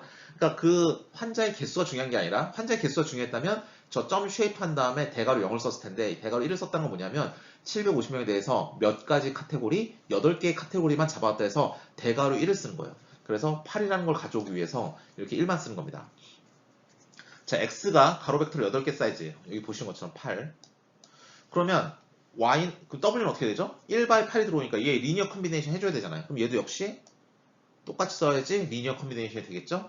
그쵸? Y는 어차피 0 아니면 1 값이 하나밖에 안 들어오니까 여기가 1, 1이 되는 겁니다. 아, 여기가 1, 1이 되는 겁니다. 얘는 하나 리니어 컨비네이션이니까 8/1 때문에 이게 1이 되는 거고. 그쵸? 나머지는 다 똑같은데 여러분 데이터가 우리가 기존에 썼던 그 코드의 데이터와 다르잖아요. 아까는 1, 2일 때 0, 뭐 2, 3일 때 0 이런 거였는데 얘는 데이터 특성이 다르니까 이 러닝 레이시나 이런 이터레이션 횟수는 좀 조절을 해줘야 됩니다. 왜냐하면 데이터의 바뀜에 따라서 우리가 트라이얼 앤 에러를 찾는 값들이라고 했으니까 15번째에는 러닝 레이트과 23번째에는 저것만 바꿔주고 나머지 코드는 우리 아까 했던 코드랑 똑같은 코드예요. 하나도 안 바꿨습니다. 그러면 이제 그 당뇨병 환자의 데이터로 다 집어넣어서 걔를 가지고 다시 다 똑같은 데이터를 학습을 잘 되는지 확인을 하면 오른쪽까지 결과가 나옵니다. 자, accuracy가 뭐로 나왔죠? 0.769, 즉 77% 나왔습니다. 여러분 이거 만족하십니까? 아까는 100%였는데 이건 왜 70%지? 이렇게 76%지? 이렇게 생각하시겠죠? 자, 여기서 바로 저는 이 슬라이드가 이번 강의에서 제일 중요한 슬라이드 중에 하나라고 생각하는데 그 이유는 다음과 같습니다.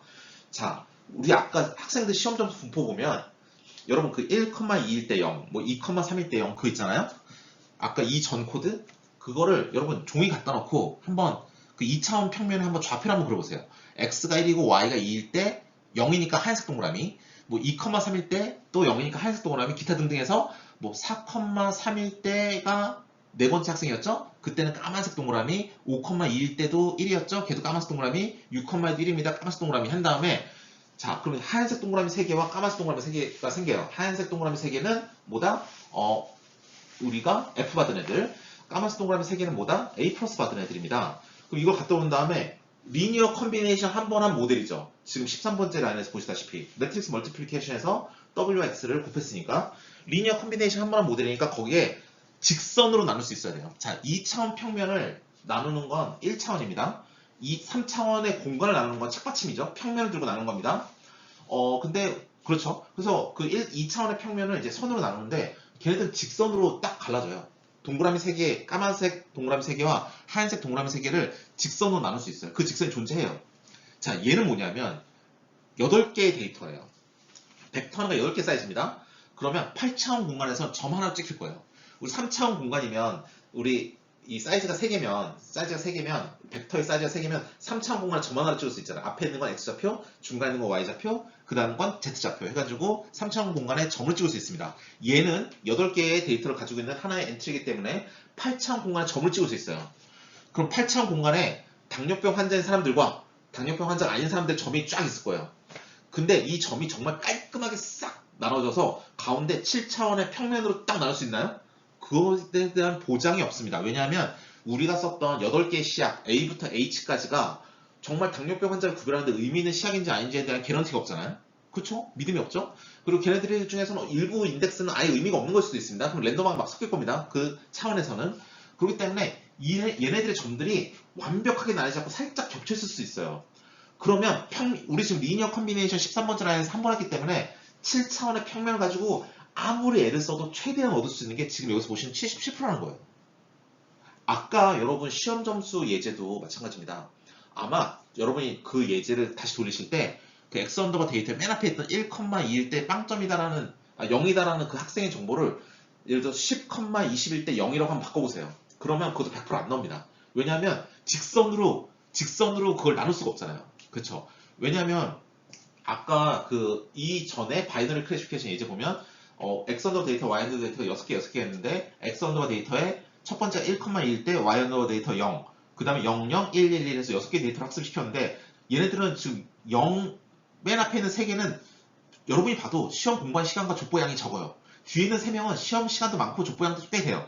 얘네들은 중간에 손으로 딱 나눌 수 있는데 만약에 첫 번째 학생을 0을 1이라고 쓰고 맨 끝에는 6번째 학생을 1을 0이라고 써버리면 이거는 흰 돌과 검은 돌이 섞여있기 때문에 직선으로 나눌 수가 없어요. 그래서 여러분 코드 돌리시면 AQG 100%안 나옵니다. 즉 뭐냐면 X와 Y의 분포를 쫙 펼쳐놓은 다음에 이 안에서 우리가 K 차원이었으면 K-의 서브스페이스로 리니어하게 이걸 나누고 싶은데 100% 나눌 경우가 이 전에 예제는 굉장히 운이 좋았어요. 학생들이 굉장히 정직한 거야. 공부 조그만 애들은 점수 안 나오고 공부 아닌 애들은 점수 잘 나오는 정직한 애들이니까 딱 100% 나뉜 거고 얘는 지금 A부터 H까지의 기준이 정확한지를 모르는 상태에서 클래시피케이션 수행하는데 이 상태에서 우리가 최대한 용을 써서 최대한 최고의 성능을 뽑아내면 77%라는 거예요.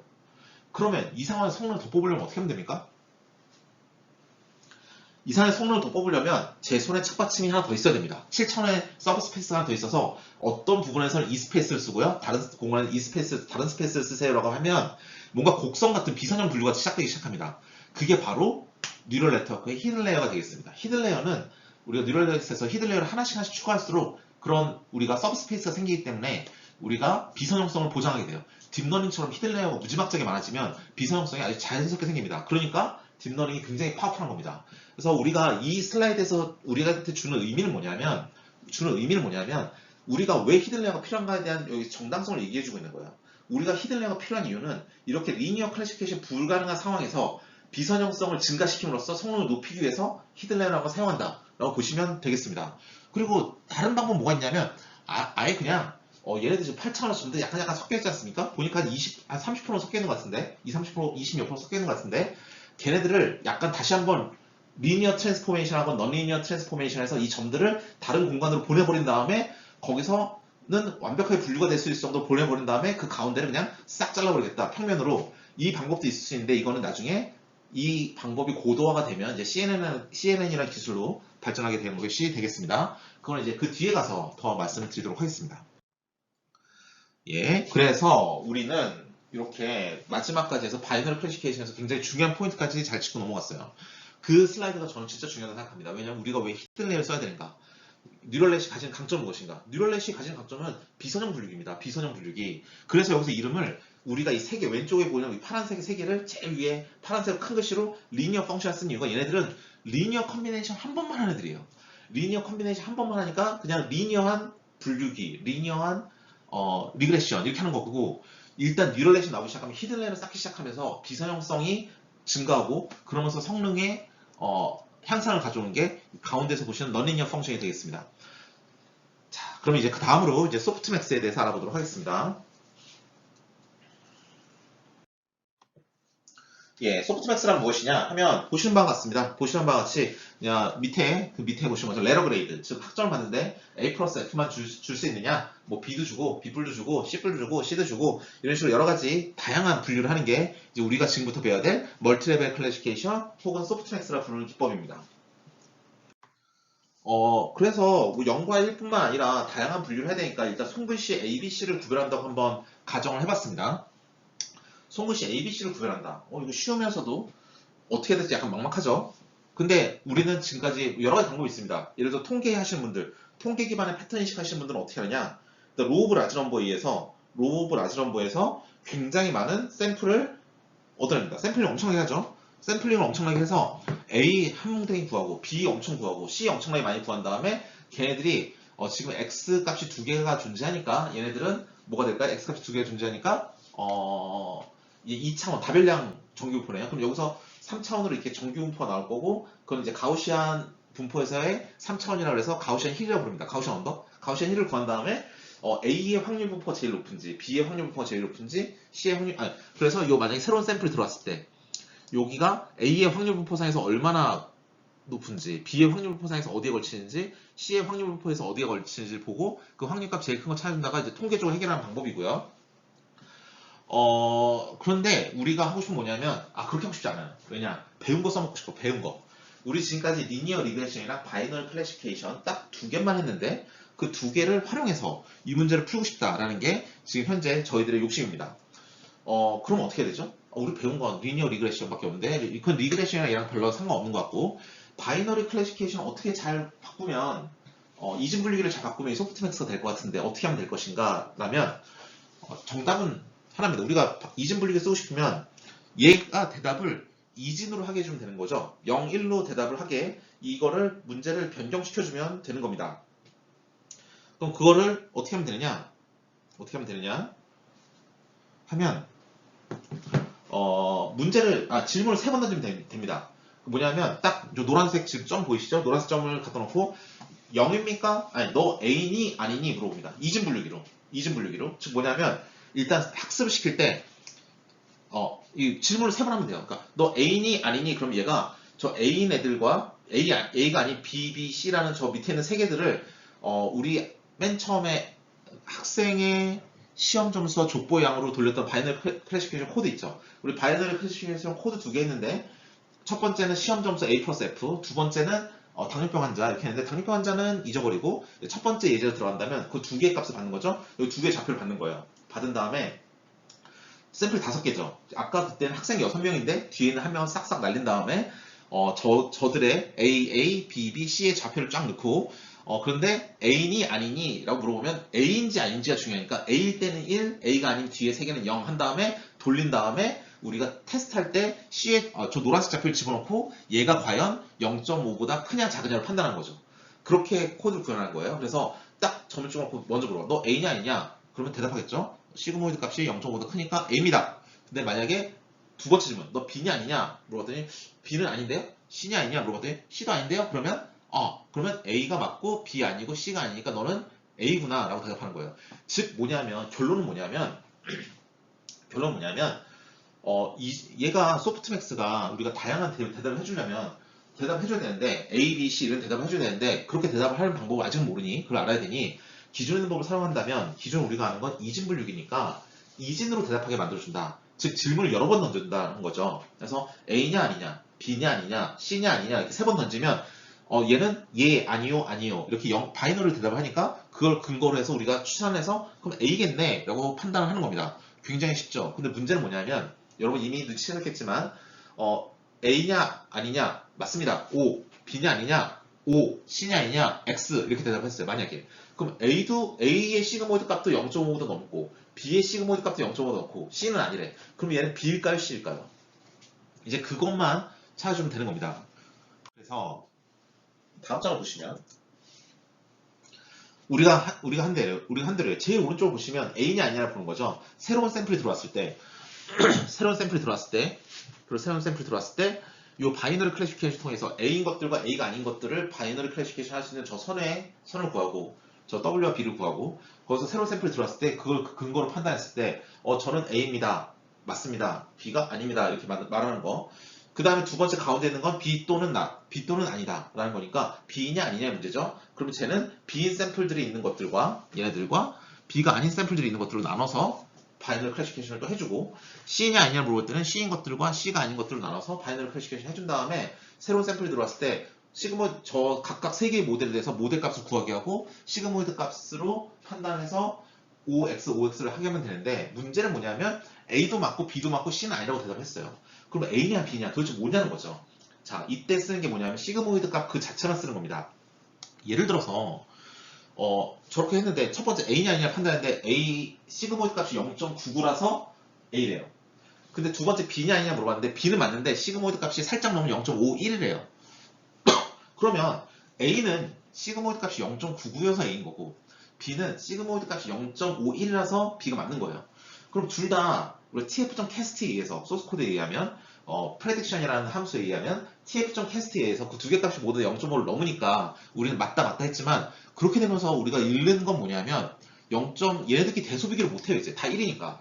근데 그래서 우리는 뭐냐면 우리가 지금 필요한 건 뭐냐면 A, B, C 셋 중에 하나 비교하는 거니까 뭐가 맞냐는 걸 찾아내는 거니까 우리는 그렇게 0.5를 넘었다고 해서 다 1이라고 말하지 말고 그냥 소프트맥스까지만 구해라. 그래서 A일 확률이 0.99 그래서 A라고 대답한 거고 B는 살짝 넘어서 0.51이라서 B라고 대답한 거고 C는 0.1이라서 그냥 아니라고 한 거라면 그러면 시그모이드 값이 0.99인 애가 0.51인 애보다 더 많이 비슷할 거 아니냐. 그래서 시그모이드 값으로 대소 비교를 해서 제일 시그모이드 큰 값 하나를 찾아주면 우리 유니크한 하나의 값을 찾을 수 있고 그게 우리가 찾는 결과다라는 겁니다. 그러면 우리 A 이렇게 대답할 수 있죠. A가 0.99로 제일 컸으니까.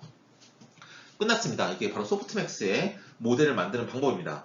그런데 이렇게 되면 여러분 어떻게 되죠? 실제 코드를 만든다 생각하시면 소스 코드를 4개를 만들어야겠네요. 그쵸? A냐 아니냐를 판단하는 바이너리 클래시파이어 아까 그거 B냐 아니냐를 판단하는 또 클래시파이어 C냐 아니냐를 판단하는 클래시파이어 이 3개의 바이너리 클래시파이어를 만든 다음에 다른 코드 하나 만들어서 각각의 모델 값을 새로운 점의 좌표를 집어넣었을 때 출력할 수 있게 가져온 다음에 그 다음에 걔네들 중에서 맥스 값을 도출하는 모델은 무엇이냐를 알아맞히면 소프트맥스가 됩니다. 그렇게 하셔도 되는데요. 어떤 사람이 뭐라 그랬냐면 이게 지금 각각의 샘플들이 X, Y 2차원 평면에 있으니까 2차원은 가로 벡터들 아니냐. 좌표로 표현이 되겠지. 얘네들 다 좌표로 표현이 될 겁니다. 모, 모, x1, x2, x1, x2, x1, x2, x1 이런 식으로 좌표로 표현이 될 텐데 그러면 얘를 좌표로 이렇게 x1, x2 이렇게 표현이 될 텐데 얘를 A냐 아니냐를 위한 2x1의 리니어 컨비네이션을 위한 얘도 2x1, 2x1으로 W 3개를 이렇게 만들겠죠. 그러면 2x1 3개를 만들으니 저렇게 하나하나 책꽂이처럼 책장에 책꽂이를 쌓듯이 3개를 뭉탱이를 묶어서 2x3로 만들어서 한 큐에 계산하자는 거예요. 코드를 뭐 그렇게 복잡하게 만드냐 이거죠. 그래서 이거는 이론이 아니라 프로그래밍 테크닉으로서 우리가 생각하는 부분인데 이렇게 하나씩 저렇게 만들어두면 저렇게 2x1, 2x1, 2x1 따로 만들지 말고 다 묶어서 어차피 뒤에는 1로 쓰지 말고 3으로 쓰면 2x3를 만들면 저렇게 하나의 행렬을 쫙 묶을 수 있으니까 책꽂이에 책을 쌓듯이 탁탁탁탁 묶을 수 있으니까 한 큐의 계산이 가능하다. 즉 1x2의 가로 행렬이 x가 들어오면 앞에 이게 세로가 2인 이유는 들어오는 x의 사이즈가 2니까 세로가 2인 거고 가로가 3인 이유는 우리가 A냐 아니냐, B냐 아니냐, C냐 아니냐 묻기 위한 분류의 기준이 3개니까 3인 거다는 거죠. 자, 그럼 약간 확장을 해서 우리가 0부터 9까지의 그 아라비아 숫자를 구별하는 분류기를 만든다고 한다면 0이냐 아니냐, 1이냐 아니냐, 2냐 아니냐부터 시작해서 9냐 아니냐까지 10번을 물어봐야 되죠. 그러니까 그 아라비아 숫자를 하나 나타내는 벡터 사이즈를 저렇게 2라고 한다면 2 by 10 이렇게 10개가 쫙 책꽂이에 책이 쌓이겠죠. 책이 10권이 쌓이겠죠. 그러면 행렬 연산하면 이렇게 10개, 이게 지금은 A, B, C니까 이게 지금 리니어 컨비네이션 한 거 이게 3개가 나올 것이고 리니어 컨비네이션 거 3개 나온다면 저기 각각 바이어스 하나씩 해서 더해주고 그 다음 시그모이드 해준 다음에 그걸로 학습시키고 그래서 W랑 B 구한 다음에 새로운 x1, x2가 들어오면 거기에 맞게 요 노란색 동그라미 친 a, b, c 가로 벡터 3개짜리 값을 구하고 이 중에서 제일 큰 거 찾아주면 그 제일 큰 거 위치가 어디냐? 제일 앞이야? 그럼 넌 a야. 가운데야? 그럼 넌 b야. 제일 끝이야? 그럼 넌 c야. 이렇게 말해줄 수 있는 게 바로 우리의 소프트맥스가 되겠습니다. 예, 개념상 하나도 어렵지 않습니다. 자, 그래서 이렇게 표현할 수 있어요.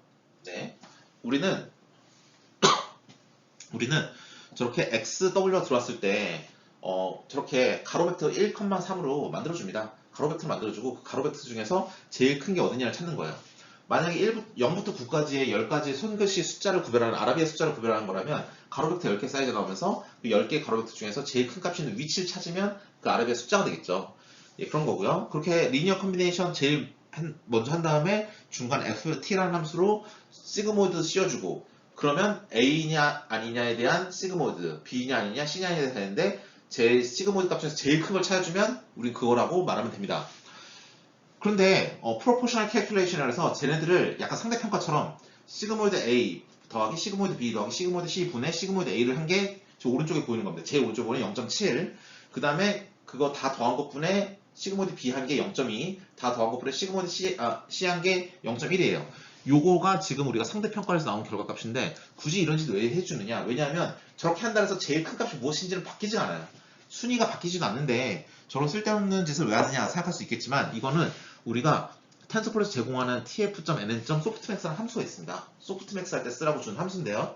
그 함수를 구현할 때 그 함수를 쓸 수 있으니까 그 함수가 제공하는 값이 바로 이 값이에요. 이 함수를 통해서 우리가 모델 값이 나오면 이렇게 상대평가 값이 나와요. 즉 가로로 3개 값으로 모델이 나오면 그럼 얘네들 다 더했을 때 1이 되는 거예요.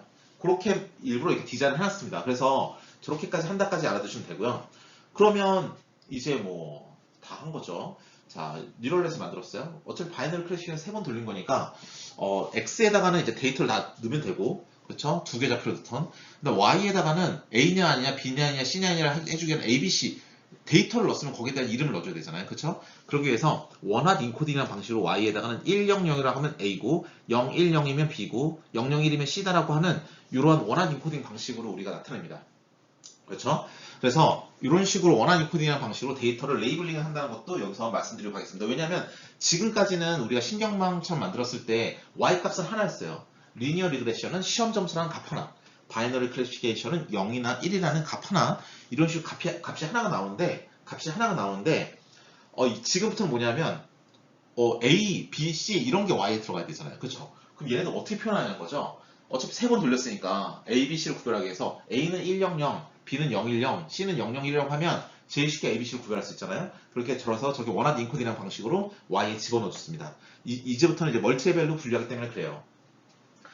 저는 원하는 인코딩이 굉장히 많이 쓰이는데 사실 원하는 인코딩도 여담을 말씀드리면 항상 퍼펙트하지 않습니다. 뭐 문제가 있는데 일반적으로 문제가 없는데 자연어 처리에서는 이제 원하는 인코딩에 대해서 약간 여러 가지 악유가 있습니다. 왜냐하면 자연어 처리에서는 국어 사전의 단어가 만약에 1억 개가 있다. 그러면 1억 개를 구별하기 위해서 1억 사이즈의 벡터를 만들고 하나의 값만 1이고 나머지 9,999만 9,999개는 다 0이어야 되죠. 그럼 벡터 몇 개 있다? 1억 개 있다. 메모리 낭비가 어마어마하게 심하죠.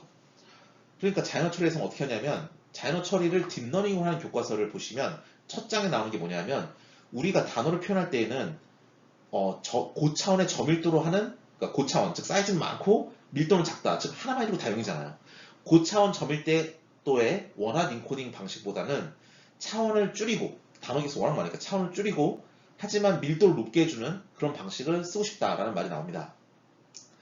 그 이유 중에 하나는 뭐냐면 얘네들끼리는 시밀러리티 연산이 안 돼요. 우리 나중에 혹시라도 자연어 처리나 클러스터링이나 검색 엔진이나 추천 엔진 쪽 관심 있는 분들은 보시겠지만 얘네들은 각각 유사도 판단을 해줘야 되거든요. 우리 키워드라든지 이런 벡터들은. 근데 유사도 판단할 때 제일 좋은 방식은 코사인 시밀러리티고 코사인 시밀러리티는 그 식을 보시면 내적이 들어갑니다. 근데 내적 계산을 하면 우리 100, 010, 001 이렇게 다 이렇게 표현하잖아요. 근데 내적 계산을 할 때는 A와 B라는 두 개의 벡터의 내적을 구하면 각각 컴포넌트별로 곱해요. 그러니까 첫 번째 있는 애들끼리 곱하고 두 번째 있는 애들끼리 곱하고 세 번째 있는 애들끼리 곱하고 얘네들 다 더해서 나온 게 내적이거든요. 근데 이렇게 벡터를 다 만들어주면 우리가 1과 0을 곱하면 자기 자신을 곱하지 않는 이상 무조건 0이 돼버려. 1, 0, 0과 0, 1, 0 곱하면 0과 1, 0과 1 곱해지니까 1과 1이 곱해질 일은 자기 자신밖에 없잖아요. 그러니까 다 0이 돼버려. 그러니까 얘네들 유사도 판단이 불가능해요. 그러니까 검색 엔진 만들 때도 뭐가 유사한지도 몰라. 그러니까 단어끼리도 유사하다는 판단이 되게 중요하거든요. 사과와 바나나와 사과와 망치는 사과랑 망치는 아무 상관이 없죠. 근데 사과와 바나나는 둘이 과일이든 먹는 것도 무슨 관련이 있잖아요. 그러니까 이런 관련성을 만들어줘야 되는데 언어를 벡터로 만들 때는 그런 게 다 사라지는 거예요. 이렇게 그냥 원하는 코딩을 해버리면. 그러니까 자연어 처리를 하는 사람들은 원하는 코딩을 쓰는 경우도 있지만 일반적으로 단어라는 걸 나타내기 위해서 원하는 코딩을 쓰는 것에 대해서는 딥러닝 자연어 처리 첫 번째 교과서에 나오는 게 뭐냐면 우리는 고차원 점밀도의 함수를 고차원 점밀도 벡터를 저차원 고밀도 벡터로 일단은 변환시켜 놓고 딥러닝을 수행하는 식으로 말이 나오고 그 기술이 워드 투 벡터 혹은 워드 인베딩이라고 부릅니다. 그래서 딥러닝 자연어 처리를 보면 맨 처음에 나오는 게 1장, 2장 이럴 때 나오는 게 워드 인베딩이 나오는 이유가 바로 그것 때문에 그래요. 어쨌든 그렇지만 그걸 제외하고 나머지들은 원하는 코딩을 쓰면 굉장히 편하게 우리가 분류를 할 수 있기 때문에 일단 많이 사용하는 방법입니다. 자, 이제 모델을 만들었으니까 코스트 함수를 만들어야 되는데요. 위와 같이 만듭니다. 오른쪽은 리얼이죠. 실제 값입니다. L 여기 넣고요. 왼쪽은 뭐죠? AI 값입니다. 이렇게 집어넣습니다. 근데 얘는 지금 제일 위에 있는 게 0.7로 제일 크니까 얘가 1, 0, 0 해서 얘는 실제로 A인데 AI도 지금 A라고 말해준 경우가 되겠습니다. 그쵸? 그러면 얘가 지금 1, 0, 0 들어가고 얘도 1, 0, 0 들어가니까 자, 맨 처음에 요 각각의 1 로그 1 하면 로그 1이 0이니까 0 되고요.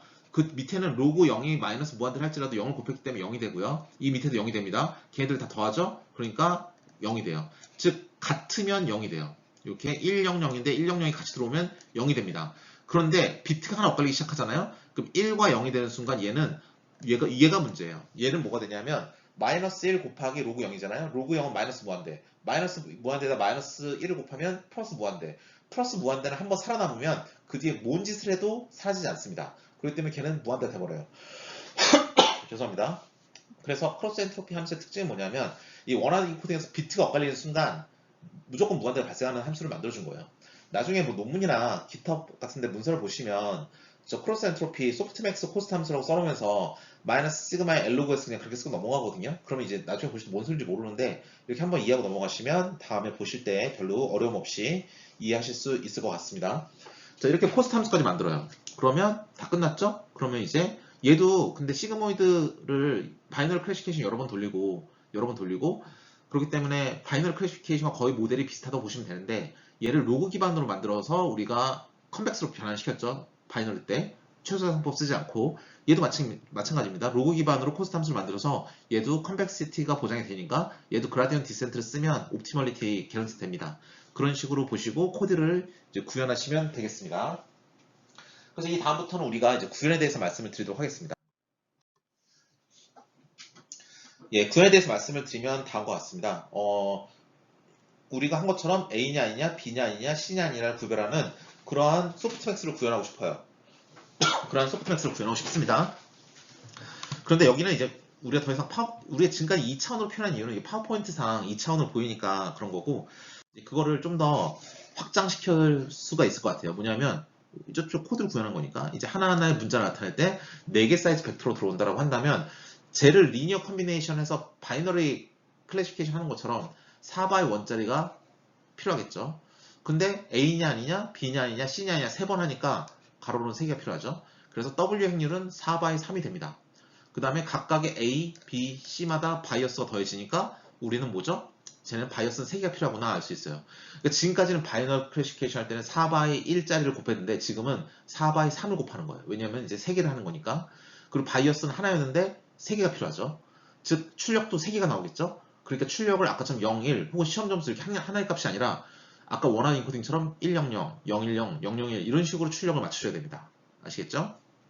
어렵죠? 예, 소프트맥스 처음 이해하기는 어려운데 쭉 반복해서 보시면 어렵지 않게 다 이제 이해하실 수 있으십니다. 그래서 한번 구현을 보도록 하겠습니다. 자, 가운데 모델을 볼게요.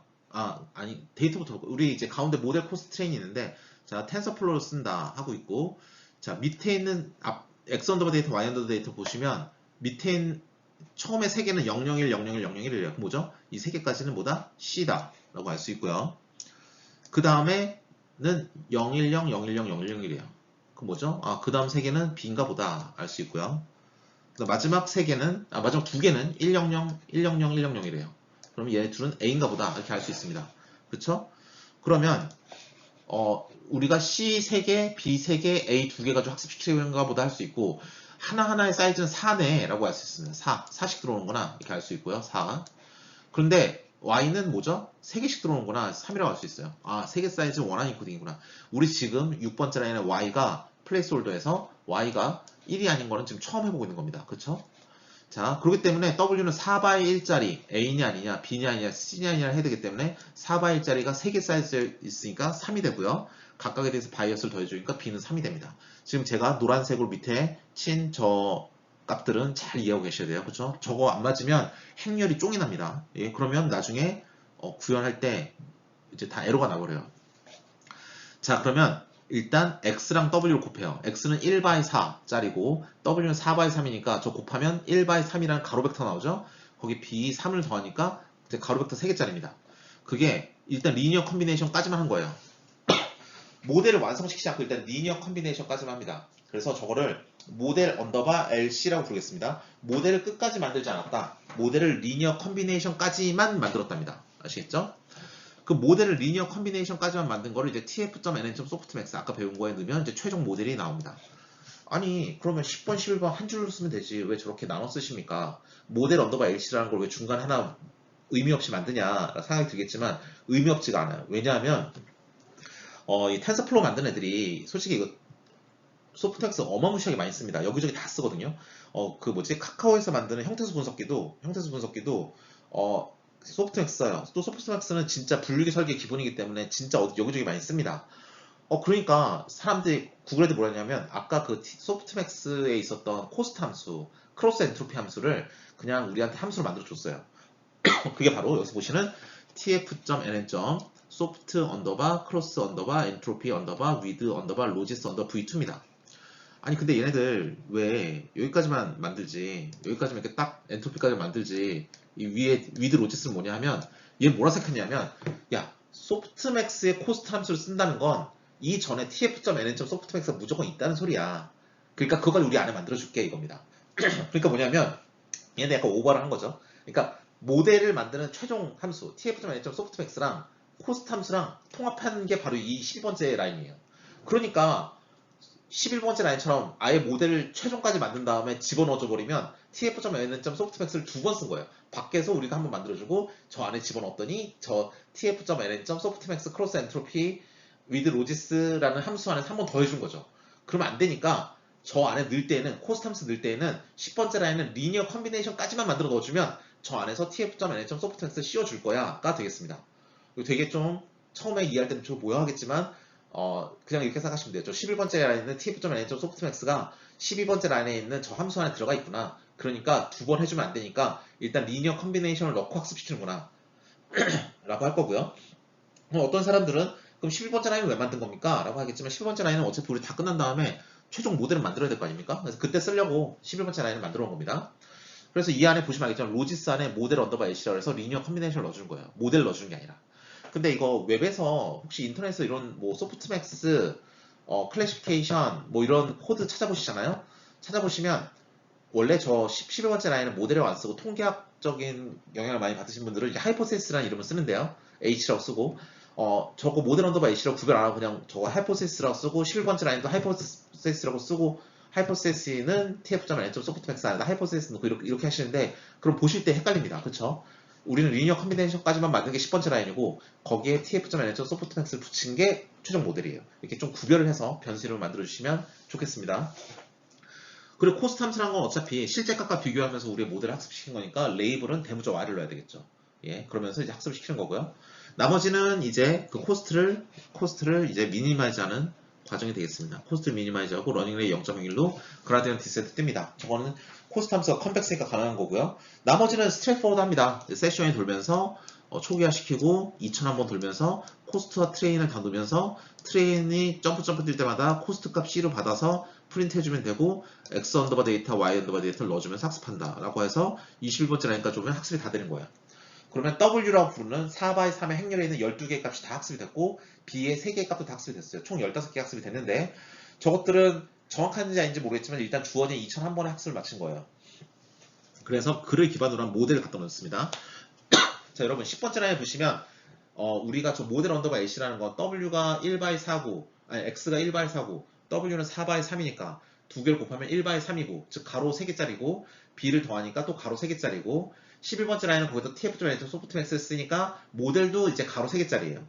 그럼 거기에다가 그걸 22번째 라인이죠. 그 모델을 갖다 놓고 가로 3개짜리 벡터를 갖다 놓고, 지금 저 모델은 모델 언더바 H의 TF.NET 소프트맥스를 씌운 거라고 11번째 라인에서 말하고 있고, 모델 언더바 H는 10번째 라인에서 야, 대문자 x만 넣어주면 내가 지금까지 계산한 w를 곱하고 b를 더해서 값을 알려줄게라고 말하고 있으니까 대문자 x에다가 새로운 송구식을 집어넣습니다.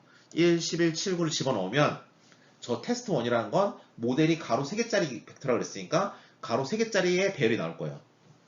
그래서 보신 것처럼 가로 3개짜리 이렇게 나옵니다. 나오면 얘를 보시면 앞에 있는 건 7.2 곱하기 10의 마이너스 3승, 가운데는 9.99 곱하기 10의 마이너스 1승이죠. 0.99예요. 이 말은 뭐냐면 99%의 확률로 가운데 거란 소리네. 그쵸? 그래서 얘는 A, B, C 중에서 B구나 라는 걸 이미 알고 있어요. 우리는 요거 보면. 그래서 프린트 이걸 하시고 T1 프린트 이렇게 나온 거고요. 그 다음에 아규먼트 맥스는 뭐냐면 아규먼트 맥스인데 인덱스 1로 잡습니다. 근데 얘는 뭐냐면 저 세 개의 값 중에서 제일 큰 값을 찾으라면 맥스예요. 근데 지금 아규먼트 맥스는 뭐냐면 세 개 값 중에서 제일 큰 거의 위치를 찾으라는 거예요. 저게 만약 0이었으면 A요. 저게 만약에 1이었으면 B다. 저게 만약에 2였으면 C다. 이렇게 대답하면 되겠죠? 근데 이제 가운데 게 제일 크니까 0, 1에 해당하니까 1이고, 따라서 얘는 B다라고 대답을 할 수 있겠습니다. 이렇게 한 게 이제 소프트맥스가 되겠습니다. 하나도 안 어렵죠? 예. 잘 익숙해만 지시면 좋고요. 10번, 11번, 12번째 라인으로 내려오는 저 흐름, 즉 모델 언더바 LC라는 걸 먼저 만든다. 그걸 통해서 우리 tf.nl 소프트맥스를 씌운다. 하지만 중요한 건 뭐냐면 우리가 텐서플러스 기본적으로 제공해주는 저 함수 소프트맥스 언더바 크로스 언더바 엔트로피 언더바 위드 언더바 로지스라는 저 함수는 tf.nl 소프트맥스 그 안에 이미 가지고 있기 때문에 그걸 한 다음에 넣어주면 두 번 해는 게 되니까 하기 전인 리니어 컴비네이션 상태로 넣어줘야 된다 라는 거 꼭 기억하시고요. 그리고 12번째 라인에 저 함수 뒤에 v2라고 붙어있는 건 뭐냐면 버전 2라는 소리입니다. 저거 안 쓰시면 그냥 경고 메시지 뜹니다. 버전 2가 있으니까 버전 2 쓰세요. 뭐 이런 식으로. 그러니까 저런 거 잘 쓰시면 되고요. 그리고 이거 역시 유의하셔야 될 건 소프트맥스 한번 리니어 컴비네이션만 한 번 했기 때문에 이것도 리니어한 분류기를 하는 거예요. 나중에 우리가 여기다 히든 레이어 달아볼 겁니다. 히든 레이어 달아보면 비서형적으로 성능이 증가하는 걸 보실 수 있으십니다. 그쵸? 네. 그럼 여기까지 해서 마치겠고요. 그럼 그 다음에 이제 쭉 다음 토픽으로 넘어가 보도록 하겠습니다.